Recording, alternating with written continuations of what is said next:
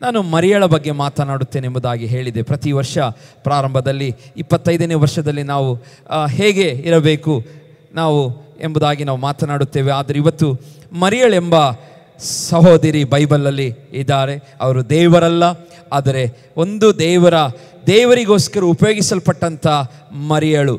ಆ ಮರಿಯಳೆಂಬ ಹೆಸರಿನವರು ಬೈಬಲ್ನಲ್ಲಿ ಒಟ್ಟು 9 ಜನರಿದ್ದಾರೆ. ಟೋಟಲ್ ಎಷ್ಟಿದ್ದಾರೆ? 9 ಜನರಿದ್ದಾರೆ. 9 ಮರಿಯಳು. ಆಗಿನ ಕಾಲದಲ್ಲಿ ಮರಿಯಳು ಎಂಬ ಹೆಸರು ಬಹಳ ಕಾಮನ್ ಆಗಿತ್ತು. ಆದರೆ ಆ 9 ಜನರು ಅವರ ಹೆಸರು ಬರೆಯಲ್ಪಡಲಿಕ್ಕೆ ಕಾರಣ ಅವರು ದೇವರಿಗೆ ಸರಿಯಾಗಿ ನಡೆದುಕೊಂಡಿದ್ದರು. ಹಾಲೆಲೂಯ. ಆ 9 ಮರಿಯಳು ಈ ಬೈಬಲ್ ಮೆನ್ಷನ್ ಮಾಡ್ತದೆ. ಆ ಮೆನ್ಷನ್ ಮಾಡಿದಂಥ ಮರಿಯಳು, ಆ 9 ಜನ ಮರಿಯಳು ಸಹ ದೇವರಿಗೋಸ್ಕರ ದೃಢವಾಗಿ ನಿಂತವರು. ಹಾಗಾಗಿ ಇವತ್ತು ಸತ್ಯವೇದದಲ್ಲಿ ಅವರ ಹೆಸರು ಬರೆಯಲ್ಪಟ್ಟಿದೆ. ಹಾಲೆಲೂಯ. ಇವತ್ತು ನಾವು ಸಹ ದೇವರ ಜೀವಬಾಧ್ಯರ ಪಟ್ಟಿಯಲ್ಲಿ ನಮ್ಮ ಹೆಸರುಗಳು ಬರೆದಿದೆ ಎಂಬುದಾಗಿ ನಾವು ಹೇಳ್ತೇವೆ, ನಂಬುತ್ತೇವೆ. ಆದರೆ ನಿಜವಾಗಿಯೂ ನಾವು ನಮ್ಮ ಹೆಸರುಗಳು ಬರೆಯಲ್ಪಟ್ಟಿದೆಯೋ ಎಂಬುದಾಗಿ ನಮ್ಮನ್ನು ನಾವೇ ಪರೀಕ್ಷೆ ಮಾಡಿಕೊಳ್ಳಬೇಕು. ಇದು ಬರೀ ಮೇರಿ ಎಂಬ ಹೆಸರಿರೋರಿಗೆ ಮಾತ್ರವಲ್ಲ, ಇಲ್ಲಿ ಸಭೆಯಲ್ಲಿರುವಂಥ ಪ್ರತಿಯೊಬ್ಬರಿಗೂ ಈ ಕ್ಯಾರೆಕ್ಟರಿಂದ ದೇವರು ನಮಗೆ ಮಾತನಾಡಲಿಕ್ಕಿದ್ದಾನೆ. Hallelujah, hallelujah. ಈ ಕ್ಯಾರೆಕ್ಟರಿಂದ ದೇವರು ನಮ್ಮ ಪ್ರತಿಯೊಬ್ಬರ ಸಂಗಡ ಇವತ್ತು ಮಾತನಾಡಲಿಕ್ಕಿದ್ದಾನೆ. ಮರಿಯಳೆಂಬ ಆ ಹೆಸರಿನ ಅರ್ಥ ಬಿಲವಡ್ ಎಂಬುದಾಗಿ, ಪ್ರೀತಿಯ ಎಂಬುದಾದಂಥ ಒಂದು ಅರ್ಥವನ್ನು ಆ ಹೆಸರು ಕೊಡುತ್ತದೆ. ಇಬ್ರಿಯ ಭಾಷೆಯ ಒಂದು ಹೆಸರಾಗಿದೆ. ಇಬ್ರಿಯ ಭಾಷೆ ಬೈಬಲನ್ನು ಬರೆಯಲ್ಪಟ್ಟಂಥ ಭಾಷೆ ಅದಾಗಿದೆ. ಆ ಇಬ್ರಿಯ ಭಾಷೆಯಲ್ಲಿ ಮರಿಯಂ ಎಂಬುದಾಗಿ ಆಗಿನ ಕಾಲದಲ್ಲಿ ಆ ಹೆಸರನ್ನು ಕರೆಯುತ್ತಾ ಇದ್ದರು, ಮರಿಯಂ ಎಂಬುದಾಗಿ. ಹೀಗೆ ಮೇರಿ ಎಂಬುದಾಗಿ ನೋಡುವಾಗ, ಬೈಬಲಿನ ಅರ್ಥದಲ್ಲಿ ನಾವು ನೋಡುವಾಗ ಪ್ಯೂರಿಟಿ, ಇನ್ನೋಸೆನ್ಸ್ ಮತ್ತು ಗ್ರೇಸ್, ಕೃಪೆ ಮತ್ತು ಪರಿಶುದ್ಧತೆಗೆ, ಪ್ಯೂರಿಟಿ ಶುದ್ಧತ್ವಕ್ಕೆ ಮತ್ತು ಇನ್ನೋಸೆನ್ಸ್ ಬಹಳ ಪ್ರಾಮಾಣಿಕತೆಗೆ ಆ ಹೆಸರನ್ನು ಸೂಚಿಸುವುದನ್ನು ನಾವು ಬೈಬಲಲ್ಲಿ ನೋಡುತ್ತೇವೆ. ಈ ಮರಿಯಳು ಎಂಬ ಹೆಸರು ಮೊದಲನೇದಾಗಿ ನಾವು ನೋಡಬೇಕಾದದ್ದು ಕನ್ಯೆಯಾದ ಮರಿಯಳು. ಮೊದಲನೇದಾಗಿ ಸುವಾರ್ತೆಗಳಲ್ಲಿ ಮರಿಯಳೆಂಬ ಹೆಸರು ಕನ್ಯೆ ಮರಿಯಳು ಎಂಬುದಾಗಿ ಕರೆಸಲ್ಪಡುತ್ತಾಳೆ. ಯೇಸು ಸ್ವಾಮಿಗೆ ಜನನವನ್ನು ಕೊಟ್ಟಂಥ ಆ ಸ್ತ್ರೀ, ಆಕೆ ಹೆಸರು ಮರಿಯಳು ಎಂಬುದಾಗಿ. ಅವಳು ಬಹಳ ಶೌರ್ಯ ಮತ್ತು ಸೇವೆಯ ಹೃದಯವನ್ನು ಹೊಂದಿದಂಥ ಒಬ್ಬಳು ಸ್ತ್ರೀ ಆಗಿದ್ದಳು. ಬಹಳ ಶೌರ್ಯವಾದ ಧೈರ್ಯವಂತಳಾಗಿದ್ದಳು ಮತ್ತು ಸೇವೆಯ ಹೃದಯವನ್ನು ಹೊಂದಿಕೊಂಡಂಥ ಒಬ್ಬಳ ಸ್ತ್ರೀ. ಅವಳನ್ನು ದೇವರು ಏನು ಮಾಡ್ತಾರೆ? ಆರಿಸಿಕೊಳ್ಳುತ್ತಾರೆ. ಯಾಕೆ ಆರಿಸಿಕೊಳ್ಳುತ್ತಾನೆ ಅಂತ ಹೇಳಿದರೆ, ಅವಳಲ್ಲಿ ಒಂದು ವಿಶೇಷವಾದ ಸಂಗತಿಗಳನ್ನು ದೇವರು ನೋಡುತ್ತಾನೆ. ಹಾಲೆಲೂಯ. ಈ ಮರಿಯಳನ್ನು ದೇವರು ಆರಿಸಿಕೊಳ್ಳುವುದರ ಹಿಂದೆ ತುಂಬ ಜನ ಮರಿಯಳಿದ್ದಿರ್ಬೋದು, ತುಂಬ ಜನ ಆಗಿನ ಕಾಲದಲ್ಲಿ ಯವನಸ್ಥ ಸ್ತ್ರೀಯರಿದ್ದರು, ಹುಡುಗಿಯರಿದ್ದರು, ಕನ್ಯೆಗಳೇ ಇದ್ದಿರ್ಬೋದು. ಆದರೆ ದೇವರು ಈ ಕನ್ಯೆಯಾದ ಮರಿಯಳನ್ನು ಯಾಕೆ ಆರಿಸಿಕೊಳ್ತಾನೆ ಅಂತ ಹೇಳಿದರೆ, ಅವಳ ಬಗ್ಗೆ ನಾವು ನೋಡ್ತೇವೆ, ಆಕೆಯು ಗುಣವತಿ ಆಗಿದ್ದಳು ಎಂಬುದಾಗಿ. ಹಾಲೆಲೂಯ. ಹೇಗಾಗಿದ್ದಳು? ಅವಳು ಗುಣವತಿಯಾದಂಥ ಒಂದು ಸ್ತ್ರೀಯಾದ ನಿಮಿತ್ತವಾಗಿ ದೇವರು ಮರಿಯಳನ್ನು ಆರಿಸಿಕೊಳ್ಳುತ್ತಾನೆ. ಅವಳು ಯೋಸೇಫ ಎಂಬ ಸಹೋದರನಿಗೆ ಯೇಸು ಸ್ವಾಮಿ ಹುಟ್ಟೋಕ್ಕಿಂತ ಮುಂಚೆ ನಿಶ್ಚಿತಾರ್ಥವಾಗಿರ್ತದೆ, ಎಂಗೇಜ್ಮೆಂಟ್ ಆಗಿರ್ತದೆ. ಆದರೆ ಆ ಎಂಗೇಜ್ಮೆಂಟ್ ಆದರೂ ಸಹ ಅವರಲ್ಲಿ ಏನಿತ್ತು? ಒಂದು ಪರಿಶುದ್ಧತೆ. ಅವರ ಇಬ್ಬರ ನಡುವೆ ಏನಿತ್ತು? ಒಂದು ಪರಿಶುದ್ಧತೆಯ ಜೀವನ ಜೀವಿಸ್ತಾ ಇದ್ದರು. ಆ ಎಂಗೇಜ್ಮೆಂಟ್ ಆಗಿದೆ ಯೋಸೇಫನೊಂದಿಗೆ. ಆ ಸಮಯದಲ್ಲಿ ದೇವದೂತನು ಮರಿಯಳಿಗೆ ಕಾಣಿಸಿಕೊಂಡು ಹೇಳ್ತಾನೆ, ನಿನ್ನ ಗರ್ಭದಲ್ಲಿ ಒಂದು ಮಗು ಹುಟ್ಟಲಿಕ್ಕಿದೆ.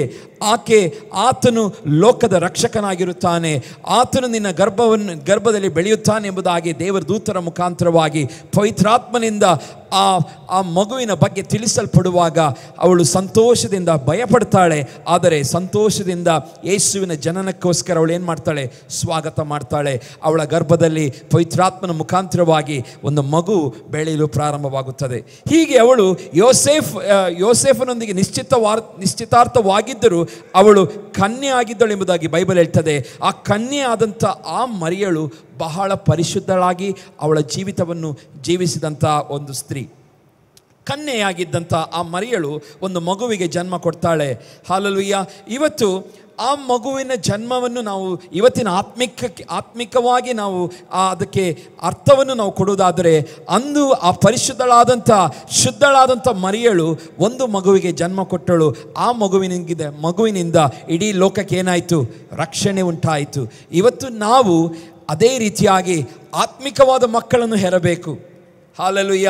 ಆಕೆ ಯೇಸುವನ್ನು ಹೆತ್ತು ಲೋಕಕ್ಕೆ ರಕ್ಷಕನನ್ನು ಕೊಟ್ಟಳು. ಅದೇ ರೀತಿಯಾಗಿ ಒಬ್ಬ ವಿಶ್ವಾಸಿಯಾದವನು ಅಥವಾ ವಿಶ್ವಾಸಿಯಾದವಳು ತನ್ನ ಮೂಲಕ ಇತರರನ್ನು ದೇವರ ಬಳಿಗೆ ನಡೆಸಬೇಕು. ಅಂದರೆ ನಾವು ಇತರರನ್ನು ದೇವರ ಬಳಿಗೆ ನಡೆಸುವಂಥದ್ದು ಅಂತ ಹೇಳಿದರೆ ನಾವು ಇನ್ನೊಬ್ಬರನ್ನು ಆತ್ಮಿಕವಾದ ಮಕ್ಕಳನ್ನು ನಾವು ಒಬ್ಬೊಬ್ಬರು ಏನು ಮಾಡಬೇಕು, ಹೆರಬೇಕು ಎಂಬುದಾಗಿ. ಹಾಲೆಲೂಯ. ಮರಿಯಳು ಅಂದು ಯೇಸುವಿಗೆ ಜನ್ಮ ಕೊಟ್ಟಳು. ಆ ಯೇಸು ಲೋಕರಕ್ಷಕನಾಗಿ ಹುಟ್ಟಿದನು. ಆತನು ಯೇಸು ಆದನು. ಆತನು ಕರೆಸಿಕೊಂಡನು. ಆಗಿನ ಕಾಲದಲ್ಲಿ ಜನರೆಲ್ಲರೂ ಆತನಿಗೆ ಮೆಸ್ಸಿಯನ್ ಎಂಬುದಾಗಿ ಹೇಳಿದರು. ಆದರೆ ಹಾಲೆಲೂಯ ಪ್ರಿಯರೇ, ಎಷ್ಟೋ ಜನರು ಒಪ್ಪಲಿಲ್ಲ. ಆದರೆ ದೇವರು ನಮಗೆ ಇವತ್ತು ನಮ್ಮ ಸಂಗಡ ಮಾತನಾಡುವಂಥದ್ದು, ಮರಿಯಳು ಆ ಸಂದಿಗ್ಧ ಪರಿಸ್ಥಿತಿಯಲ್ಲಿ ಹಾಲೆಲೂಯ ಪುರುಷ ಸಂಕಲ್ಪವಿಲ್ಲದಂಥ ಒಂದು ಸ್ತ್ರೀ ಯೇಸುವಿಗಾಗಿ ಜನನ ಕೊಡಲು ಆತಳು ಬಯಸಿರುವುದಾದರೆ, ನಾವು ಇವತ್ತು ಆತ್ಮಿಕವಾಗಿ ಯೇಸುವಿನಿಂದ ರಕ್ಷಿಸಲ್ಪಟ್ಟಂಥ ಜನರು ಇವತ್ತು ಅದೇ ರೀತಿಯಾಗಿ ನಾವು ಆತ್ಮಿಕ ಮಕ್ಕಳನ್ನು ಹೆರುವವರಾಗಬೇಕು. ಹಾಲೆಲೂಯ. ನನ್ನ ಮುಖಾಂತರ ಇನ್ನೊಬ್ಬರನ್ನು ನಾವು ರಕ್ಷಣೆ ಅನುಭವಕ್ಕೆ ತರಬೇಕು. ಅದೇ ಒಂದು ಹೊಸದಾಗಿ ಹುಟ್ಟುವಂಥದ್ದು. ನಾವು ಹೊಸದಾಗಿ ಇನ್ನೊಬ್ಬರನ್ನು ನಾವು ನಡೆಸುವಂಥದ್ದು, ಅವರ ಪಾಪದಲ್ಲಿ ಬಿದ್ದಂಥ ಜನರನ್ನು ಕರ್ತನ ಬಳಿಗೆ ನಡೆಸುವಂಥದ್ದು ಆಗಿದೆ. ಪ್ರಿಯರೇ, ಇವತ್ತು ಆ ಮರಿಯಳು ಬಹಳ ವಿಭಿನ್ನಳಾಗಿ ಬೆಳೆದಂಥವಳು. ಅವಳಿಗೆ ದೇವರ ಭಕ್ತಿಯಿಂದ ಅವಳು ಜೀವಿಸಿದಂಥ ಒಂದು ಸ್ತ್ರೀ ಆಗಿದ್ದಳು. ಹಾಗಾಗಿ ಬೈಬಲ್ ಓದ್ತೇವೆ, ದೇವರು ಆಕೆಯನ್ನು ಒಂದು ಉಪಕರಣವಾಗಿ ಏನು ಮಾಡಿದನು, ಉಪಯೋಗಿಸಿಕೊಂಡನು ಎಂಬುದಾಗಿ. ದೇವರಿಗೋಸ್ಕರ ದೃಢವಾಗಿ ನಿಂತಂಥ ಯಾರೇ ಆಗಿರಲಿ, ದೇವರು ಯಾವತ್ತೂ ಅವರನ್ನು ಕೈ ಬಿಡದೆ ಅವರನ್ನು ಉಪಕರಣವಾಗಿ ದೇವರೇನು ಮಾಡ್ತಾನೆ, ಉಪಯೋಗಿಸುತ್ತಾನೆ. ಮರಿಯಳನ್ನು ನಾವು ನೋಡುತ್ತೇವೆ. ಮರಿಯಳನ್ನು ಸಹ ದೇವರು ಉಪಕರಣವಾಗಿ ಉಪಯೋಗಿಸಿದನ್ನು ನಾವು ನೋಡುತ್ತೇವೆ. ಲೂಕನ ಬರೆದ ಸುವಾರ್ತೆ 1ನೇ ಅಧ್ಯಾಯ 30ನೇ ವಚನದ ಹೀಗೆ ಓದುತ್ತೇವೆ. ಆ ದೂತನು ಆಕೆಗೆ, ಮರಿಯಳೇ ಹೆದರಬೇಡ, ನಿನಗೆ ದೇವರ ದಯೆ ದೊರಕಿತು. ಎಲಿಜಬೆತಳು ಮರಿಯಳ ವಂದನೆಯನ್ನು ಕೇಳುತ್ತಲೇ ಆಕೆಯ ಗರ್ಭದಲ್ಲಿದ್ದ ಕೂಸು ಹಾರಾಡಿತು. ಮತ್ತು ಎಲಿಜಬೆತಳು ಪವಿತ್ರಾತ್ಮ ಭರಿತಳಾಗಿ ಮಹಾಧ್ವನಿಯಿಂದ ಕೂಗಿ, ನೀನು ಸ್ತ್ರೀಯರೊಳಗೆ ಆಶೀರ್ವಾದ ಹೊಂದಿದವಳು ಮತ್ತು ನಿನ್ನಲ್ಲಿ ಹುಟ್ಟುವ ಕೂಸು ಆಶೀರ್ವಾದ ಹೊಂದದ್ದು. ನನ್ನ ಸ್ವಾಮಿಯ ತಾಯಿಯು ನನ್ನ ಬಳಿಗೆ ಬರುವಷ್ಟು ಭಾಗ್ಯ ನನಗೆ ಎಲ್ಲಿಂದಾಯಿತು? ಈಗೋ ನಿನ್ನ ವಂದನೆಯು ನನ್ನ ಕಿವಿಗೆ ಬೀಳುತ್ತಲೇ ಕೂಸು ನನ್ನ ಗರ್ಭದಲ್ಲಿ ಉಲ್ಲಾಸದಿಂದ ಹಾರಾಡಿತು. ನಂಬಿದವಳಾದ ನೀನು ಧನ್ಯಳೇ, ಕರ್ತನು ನಿನಗೆ ಮಾಡಿದ ಮಾತುಗಳು ನೆರವೇರುವವು ಅಂದಳು. ಪ್ರಿಯ ದೇವ ಜನರೇ, ಇಲ್ಲಿ ಹಾಲೆಲೂಯ ದೂತನು ಆಕೆಗೆ ಬಂದು ಹೇಳ್ತಾನೆ. ಏನಂತ ಹೇಳ್ತಾನೆ? ಮರಿಯಳೇ ಹೆದರಬೇಡ, ನಿನಗೆ ಏನು ದೊರಕಿದೆ? ದೇವರ ದಯೆ. ಹಾಲೆಲೂಯ. ಯಾಕೆ ದೇವರ ದಯೆ? ನಾವು ಅವಳ ಚರಿತ್ರೆಯನ್ನು ನೋಡುವಾಗ ಆಕೆಯ ಜೀವಿತ ದೇವರಿಗೆ ಮೆಚ್ಚುಗೆಯಾಗಿತ್ತು. ಅವಳಿಗೆ ದಯೆಯನ್ನು ದೇವರು ದೊರಕಿಸಿ ಕೊಡಬೇಕಾದರೆ ದೇವರ ವಾಕ್ಯದಲ್ಲಿ ಓದುತ್ತೇವೆ, ಆಕೆಯು ಪರಿಶುದ್ಧಳಾಗಿದ್ದಳು, ಕನ್ಯೆಯಾಗಿದ್ದಳು. ಇವತ್ತು ನೀವು ದೇವರ ಆಶೀರ್ವಾದ, ದೇವರ ಬಲವನ್ನು, ದೇವರ ದಯೆಯನ್ನು ಹೊಂದಬೇಕಾದರೆ ಇವತ್ತು ನಾವು ಹೇಗಿರಬೇಕು? ಆಕೆ ಹಾಲೆಲೂಯ ದೂತರುಗಳು ಬಂದು ಮಾತನಾಡಬೇಕಾದರೆ ನಾವು ಮರಿಯಳ ಹಾಗೆ ನಾವು ಪರಿಶುದ್ಧರಾಗಿ ನಾವಿರಬೇಕು. ಹಾಲೆಲೂಯ. ಕನ್ಯೆ ಎಂಬುದಾಗಿ ಹೇಳುವಂಥದ್ದು ಪರಿಶುದ್ಧತೆಯನ್ನು ಕಾಪಾಡಿಕೊಂಡದನ್ನು ಸೂಚಿಸುತ್ತದೆ. ಕನ್ಯೆ ಎಂಬುದಾಗಿ ಹೇಳುವಂಥದ್ದು ಯಾವ ರೀತಿಯ ಲೋಕದ ದೋಷ ಅವಳಲ್ಲಿ ಅಂಟಿಕೊಳ್ಳದನ್ನು ಅದು ಸೂಚಿಸುವಂಥದ್ದಾಗಿದೆ. ಇವತ್ತು ದೇವ ಮಕ್ಕಳಾದ ನಾವು, ದೇವರು ನಮ್ಮಿಂದ ಬಯಸುವಂಥದ್ದು, ನಾವು ಮರಿಯಳ ಹಾಗೆ ಕನ್ಯೆಯ ರೀತಿಯಲ್ಲಿ, ಅಂದರೆ ಪರಿಶುದ್ಧತೆಯಲ್ಲಿ ನಾವು ಜೀವಿಸುವುದಾದರೆ ದೇವರ ದಯೆ ನಮ್ಮ ಮೇಲೆ ಬರುವಂಥದ್ದಾಗಿದೆ. ಹಾಲೆಲೂಯ. ದೇವರ ದಯೆ ನಮ್ಮ ಮೇಲೆ ಇಳಿದು ಬರುವಂಥದ್ದಾಗಿದೆ. ಪ್ರಿಯರೇ, ಹಾಲೆಲೂಯ. ಆಕೆ ಹೇಳ್ತಾಳೆ, ಎಲಿಜಬೆತಳು ಮರಿಯಳ ವಂದನೆಯನ್ನು ಕೇಳುತ್ತಾಳೆ. ವಾಕ್ಯದಲ್ಲಿ ಓದುತ್ತೇವೆ, ಎಲಿಜಬೆತಳು ಗರ್ಭ ಧರಿಸಿದ್ದಾಳೆ, ಯೋಹಾನನ ಆ ಗರ್ಭವನ್ನು ಧರಿಸಿದ್ದಾಳೆ. ನಾವು ನೋಡುತ್ತೇವೆ ಆಕೆಯ ಗರ್ಭದಲ್ಲಿರುವಂತಹ ಕೂಸು ಏನು ಮಾಡಿತಂತೆ? ಹಾರಾಡಿತು. ಹಾಲೆಲೂಯ. ನಾವು ಯಾವಾಗ ದೇವರಿಗೆ ಅನ್ಯೋನ್ಯವಾಗಿರುತ್ತೇವೋ ನಮ್ಮ ಮುಖಾಂತರ ಇತರರಿಗೆ ಸಂತೋಷ ಉಂಟಾಗುತ್ತದೆ. ಹಾಲೆಲೂಯ. ನಾವು ದೇವರಿಗೆ ಅನ್ಯೋನ್ಯತೆಯಲ್ಲಿ ದೇವರಿಗೋಸ್ಕರ ನಾವು ಜೀವಿಸುತ್ತಿರುವಾಗ ನನ್ನ ಮುಖಾಂತರ ಇತರರು ಆಶೀರ್ವದಿಸಲ್ಪಡುತ್ತಾರೆ. ಅವರ ಜೀವಿತಗಳಿಗೆ ಸಂತೋಷವನ್ನು ತರುವಂಥದ್ದಾಗಿದೆ. ಪ್ರಿಯರೇ, ಹಾಲೆಲೂಯ. ನಾವು ನೋಡುತ್ತೇವೆ ಮರಿಯಳು ಯೇಸುವಿನ ಮೊದಲನೇ ಅದ್ಭುತದಲ್ಲಿರ್ತಾಳೆ. She was there. ಅವಳು ಮೊದಲನೇ ಅದ್ಭುತದಲ್ಲಿರ್ತಾಳೆ. ಯೇಸು ಸ್ವಾಮಿ ಅಲ್ಲಿಯವರೆಗೆ ದೀಕ್ಷಾಸನ ತೆಗೆದುಕೊಂಡ ನಂತರ ಆತನು ಕೆಲವೇ ದಿನಗಳಾಗಿದೆ, ಅದು 3ನೇ ದಿನ, ಅಂದರೆ ಇಲ್ಲಿ ವಾಕ್ಯದಲ್ಲಿ ಓದ್ತೇವೆ, ಯೇಸು ಸ್ವಾಮಿ ದೀಕ್ಷಾಸನ ತೆಗೆದುಕೊಂಡು 3ನೇ ದಿನಕ್ಕೆ ಆತನು ಎಲ್ಲಿ ಹೋಗ್ತಾನೆ? ಗಲಿಲಾಯದ ಒಂದು ಕಾನಾ ಊರಿಗೆ ಮದುವೆಗಾಗಿ ಯೇಸು ಸ್ವಾಮಿ ಹೋಗುತ್ತಾನೆ. ಯೇಸು ಸ್ವಾಮಿ ಹೋದಂಥ ಸಮಯದಲ್ಲಿ ನಾವು ಅದನ್ನು 1ನೇ ಅಧ್ಯಾಯದಲ್ಲಿ ಓದ್ತೇವೆ. ಯೋಹಾನ ಬರೆದ ಸುವಾರ್ತೆ 2ನೇ ಅಧ್ಯಾಯದಲ್ಲಿ ಓದ್ತೇವೆ. 1ನೇ ವಚನ. 3ನೇ ದಿನದಲ್ಲಿ ಗಲಿಲಾಯದ ಕಾನಾ ಊರಿನಲ್ಲಿ ಒಂದು ಮದುವೆ ಆಯಿತು. ಯೇಸುವಿನ ತಾಯಿ ಅಲ್ಲಿದ್ದಳು. ಯೇಸುವಿನ ತಾಯಿ ಯಾರು? ಮರಿಯಳಲ್ಲಿರ್ತಾಳೆ. ಯೇಸುವನ್ನು ಆತನ ಶಿಷ್ಯರನ್ನು ಮದುವೆಗೆ ಕರೆದರು. ದ್ರಾಕ್ಷಾರಸವು ಸಾಲದೆ ಹೋಗಲಾಗಿ ಯೇಸುವಿನ ತಾಯಿ ಆತನಿಗೆ, ಅವರಲ್ಲಿ ದ್ರಾಕ್ಷಾರಸವಿಲ್ಲವೆಂದು ಹೇಳಿದಳು. ಯೇಸು ಆಕೆಗೆ, ಅಮ್ಮ, ನನ್ನ ಗೊಡವೆ ನಿನಗೇಕೆ? ನನ್ನ ಸಮಯವು ಇನ್ನೂ ಬಂದಿಲ್ಲ ಎಂದು ಹೇಳಿದಳು. ಇಲ್ಲಿ ನಾವು ನೋಡುವಂಥದ್ದು, ಯೇಸು ಸ್ವಾಮಿ ದೀಕ್ಷಾಸನ ತೆಗೆದುಕೊಂಡು 3 ದಿವಸ ಆಗಿದೆ, ಆತನೊಂದು ಮದುವೆಗೆ ಹೋಗ್ತಾನೆ. ಆತನ ಅಲ್ಲಿ ಅದ್ಭುತವಾಗುವಂಥ ಯೇಸು ಸ್ವಾಮಿಯ ಬಾಯಿಂದಲೇ ನಾವು ಕೇಳ್ತೇವೆ, ಅದ್ಭುತ ಮಾಡುವಂಥ ಯಾವ ಲಕ್ಷಣಗಳಲ್ಲಿಲ್ಲ. ಯಾಕೆಂತೇಳಿದರೆ ಯೇಸು ಸ್ವಾಮಿ ಹೇಳ್ತಾನೆ, ಮರಿಯಳೇ ಸ್ವತಃ ಹೇಳಬೇಕಾದರೆ ಇಲ್ಲಿ ದ್ರಾಕ್ಷಾರಸ ಖಾಲಿಯಾಗಿದೆ ಎಂಬುದಾಗಿ ಹೇಳುವಾಗ ಯೇಸು ಸ್ವಾಮಿ ಹೇಳ್ತಾನೆ, ಅಮ್ಮ, ನನ್ನ ಗೊಡವೆ ನಿನಗೇಕೆ? ನನ್ನ ಸಮಯವು ಇನ್ನೂ ಬಂದಿಲ್ಲ ಎಂಬುದಾಗಿ ಯೇಸು ಸ್ವಾಮಿ ಹೇಳ್ತಾ ಇದ್ದಾನೆ. ಆದರೆ ನಾವು ನೋಡುವಂಥದ್ದು ಮರಿಯಳ ನಂಬಿಕೆ. ಹಾಲೆಲೂಯಾ. ಯೇಸು ಸ್ವಾಮಿ ಅಲ್ಲಿ ಅದ್ಭುತವನ್ನು ಮಾಡಲು ಸಿದ್ಧನಿರಲಿಲ್ಲ. ಮೊದಲನೇ ಅದ್ಭುತ, ಒಂದು ವೇಳೆ ಆ ಮರಿಯಳು ಇಲ್ದಿದ್ರೆ ಮೋಸ್ಟ್ಲಿ ಅಲ್ಲಿ ಆಗ್ತಿರಲಿಲ್ಲ ಇರಬೇಕು. ಆ ಮರಿಯಳು ಇದ್ದ ನಿಮಿತ್ತವಾಗಿ ಅಲ್ಲಿ ಅದ್ಭುತವಾಗ್ತಾ ಉಂಟು. ಏನು ಹೇಳ್ತಿದ್ದಾಳೆ? ಮರಿಯಳು ಬಂದು ಹೇಳ್ತಾ ಇದ್ದಾಳೆ, ಹಾಲೆಲೂಯಾ, ಯೇಸು ಹತ್ರ ಬಂದು ಹೇಳ್ತಿದ್ದಾಳೆ, ಅಲ್ಲಿ ಏನಾಗಿದೆ? ದ್ರಾಕ್ಷಾರಸವು ಖಾಲಿಯಾಗಿದೆ. ದ್ರಾಕ್ಷಾರಸವು ಸಾಲದೆ ಹೋಗಲಾಗಿ ಯೇಸು ತಾಯಿ ಆತನಿಗೆ, ಅವರಲ್ಲಿ ದ್ರಾಕ್ಷಾರಸವಿಲ್ಲವೆಂದು ಒಂದು ಇನ್ಫಾರ್ಮೇಷನ್ ಕೊಟ್ಟು ಹೋಗ್ತಾಳೆ. ಇವತ್ತು ದೇವ ಮಕ್ಕಳಾದ ನಾವು ನಮ್ಮ ಅದ್ಭುತಗಳ ಹಿಂದೆ, ಒಂದು ವೇಳೆ ದೇವರು ನಮ್ಮ ಜೀವಿತಗಳ ಅದ್ಭುತಗಳನ್ನು ಮಾಡಬೇಕಾದರೆ ಅದರ ಹಿಂದೆ ಅಲ್ಲೂಯ ಅದ್ಭುತಗಳನ್ನು ನಂಬಿ ಅದರ ಬಗ್ಗೆ ಹೇಳುವವರು ಬೇಕು. ಹಾಲೆಲೂಯ, ಹೇಳುವವರು ಬೇಕು. ಇವತ್ತು ಆ ಯೇಸು ಸ್ವಾಮಿ ಅಲ್ಲಿ ಅದ್ಭುತಗಳನ್ನು ಮಾಡುವುದಕ್ಕಿಂತ ಮುಂಚಿತವಾಗಿ ಅಲ್ಲಿ ಅದ್ಭುತಕ್ಕೆ ಕಾರಣಗಳಾದಳು ಯಾರು? ಮರಿಯಳಾಗಿದ್ದಾಳೆ. ಹಾಲೆಲೂಯ. ಅದ್ಭುತಕ್ಕೆ ಕಾರಣವಾದಂಥ ಸ್ತ್ರೀ ಯಾರಂತೇಳಿದರೆ ಯೇಸುವಿನ ತಾಯಿಯಾದಂಥ ಕನ್ಯೆ. ಅವಾಗ ಅವಳು ಮರಿಯಳಾಗಿದ್ದಾಳೆ, ಯೇಸುವಿನ ತಾಯಿ. ಪ್ರಿಯ ದೇವಜನರೇ, ಇವತ್ತು ನಮ್ಮ ಜೀವಿತಗಳಲ್ಲಿ, ನಮ್ಮ ಸಭೆಯಲ್ಲಿ ಅದ್ಭುತಗಳಾಗಬೇಕಾದರೆ ನಾವು ಮರಿಯಳ ಹಾಗೆ ಮುಂದಾಳುತ್ವವನ್ನು ವಹಿಸಿಕೊಳ್ಳಬೇಕು. ಹಾಲೆಲೂಯ. ಅದ್ಭುತಗಳು ನಡೆಯುವುದಕ್ಕಿಂತ ಮುಂಚಿತವಾಗಿ ನನ್ನಲ್ಲಿ ಮತ್ತು ನಿಮ್ಮಲ್ಲಿ ಏನಾಗಿರಬೇಕು? ಆ ಪ್ರೇರೇಪಣೆ ಬರಬೇಕು. ಯೇಸು ಸ್ವಾಮಿ ಅದ್ಭುತಗಳನ್ನು ಅಲ್ಲಿ ಮಾಡಲಿಕ್ಕೆ ಯಾವ ಯೋಚನೆ ಇಲ್ಲ, ನನ್ನ ಸಮಯ ಬರಲಿಲ್ಲ ಎಂಬುದಾಗಿ ಸುಮ್ಮನಿದ್ದಾನೆ. ಆದರೆ ಮರಿಯಳು ಹೇಳಿದ ಮಾತು ಅವನನ್ನೇನು ಮಾಡಿತು? ಅದ್ಭುತವನ್ನು ಮಾಡಲು ಅಲ್ಲಿ ಪ್ರೇರೇಪಿಸಿತು. ಹಾಲೆಲೂಯ. ಅದ್ಭುತವನ್ನು ಮಾಡಲು ಪ್ರೇರೇಪಿಸಿತು. ಪ್ರಿಯರೇ, ಆ ಕಾನಾ ಊರಿನ ಮೊದಲನೇ ಅದ್ಭುತಕ್ಕೆ ಯಾರು ಕಾರಣಲಾದಳು? ಯೇಸು ಸ್ವಾಮಿ ಅದ್ಭುತ ಮಾಡಿದನಾದರೆ ಅದಕ್ಕಿಂತ ಮುಂಚಿತವಾಗಿ ಮರಿಯಳು ಕಾರಣಲಾದಳು. ಪ್ರಿಯರೇ, ಹಾಗಾಗಿ ಇವತ್ತು ಮರಿಯಳ ಹಾಗೆ, ಹಾಲೆಲೂಯ, ಅಲ್ಲಿ ಒಂದು ಸಹೋದರಿ, ಅಮ್ಮ ಎಂಬುದಾಗಿ ಹೇಳುವಂಥದ್ದು ಅದು ಮೇಡಮ್ ಎಂಬುದಾಗಿ ಕರೆದ ಹಾಗೆ. ಆಗಿನ ಕಾಲದಲ್ಲಿ ಅವರು ಒಂದು ಮೇಡಮ್ ಎಂಬುದಾಗಿ ಹೇಗೆ ನಾವು ಕರಿತೇವೋ ಅದೇ ರೀತಿ ತನ್ನ ಸ್ವಂತ ತಾಯಿಗೆ ಕರಿತಿದ್ದ ಯೇಸು ಸ್ವಾಮಿ ಎಂದಿಗೂ ತನ್ನ ಹುಟ್ಟಿದ ನಂತರ ಯಾವತ್ತೂ ನಾವು ಹೇಗೆ ಅಮ್ಮ, ಮಮ್ಮಿ ಎಂಬುದಾಗೆಲ್ಲ ಕರಿತೇವಲ್ಲ, ಆ ರೀತಿ ಎಂದಿಗೂ ಕರೀಲಿಲ್ಲ ಯೇಸು ಸ್ವಾಮಿ. ಅವನಿಗೆ ಗೊತ್ತಿತ್ತು ಆ ಮರಿಯಳು ಮತ್ತು ಅವನಲ್ಲಿರುವಂಥ ಡಿಫ್ರೆನ್ಸ್ ಏನೆಂಬುದಾಗಿ. ಯೇಸು ಸ್ವಾಮಿ ದೈವತ್ವವನ್ನು ಹೊಂದಿದಂಥ ಒಬ್ಬ ವ್ಯಕ್ತಿಯಾಗಿದ್ದನು. ಹಾಗಾಗಿ ಆತನು ಎಂದಿಗೂ ತನ್ನ ಬಾಯಿಂದ, ಇಂಗ್ಲಿಷ್ ಬೈಬಲಲ್ಲಿ ಅಲ್ಲಿ ವುಮೆನ್ ಎಂಬುದಾಗಿ ಬರೆಯಲ್ಪಟ್ಟಿದೆ, ಯಾವತ್ತೂ ಅವನು ತಾಯಿ, ಮದರ್ ಎಂಬುದಾಗಿ ಎಂದಿಗೂ ಆತನು ಹೇಳಿದ್ದನ್ನು ನಾವು ನೋಡುವುದಿಲ್ಲ. ಪ್ರಿಯರೇ, ಹಾಗಾಗಿ ಅಲ್ಲಿ ನಾವು ದೈವತ್ವವನ್ನು ನೋಡುತ್ತೇವೆ.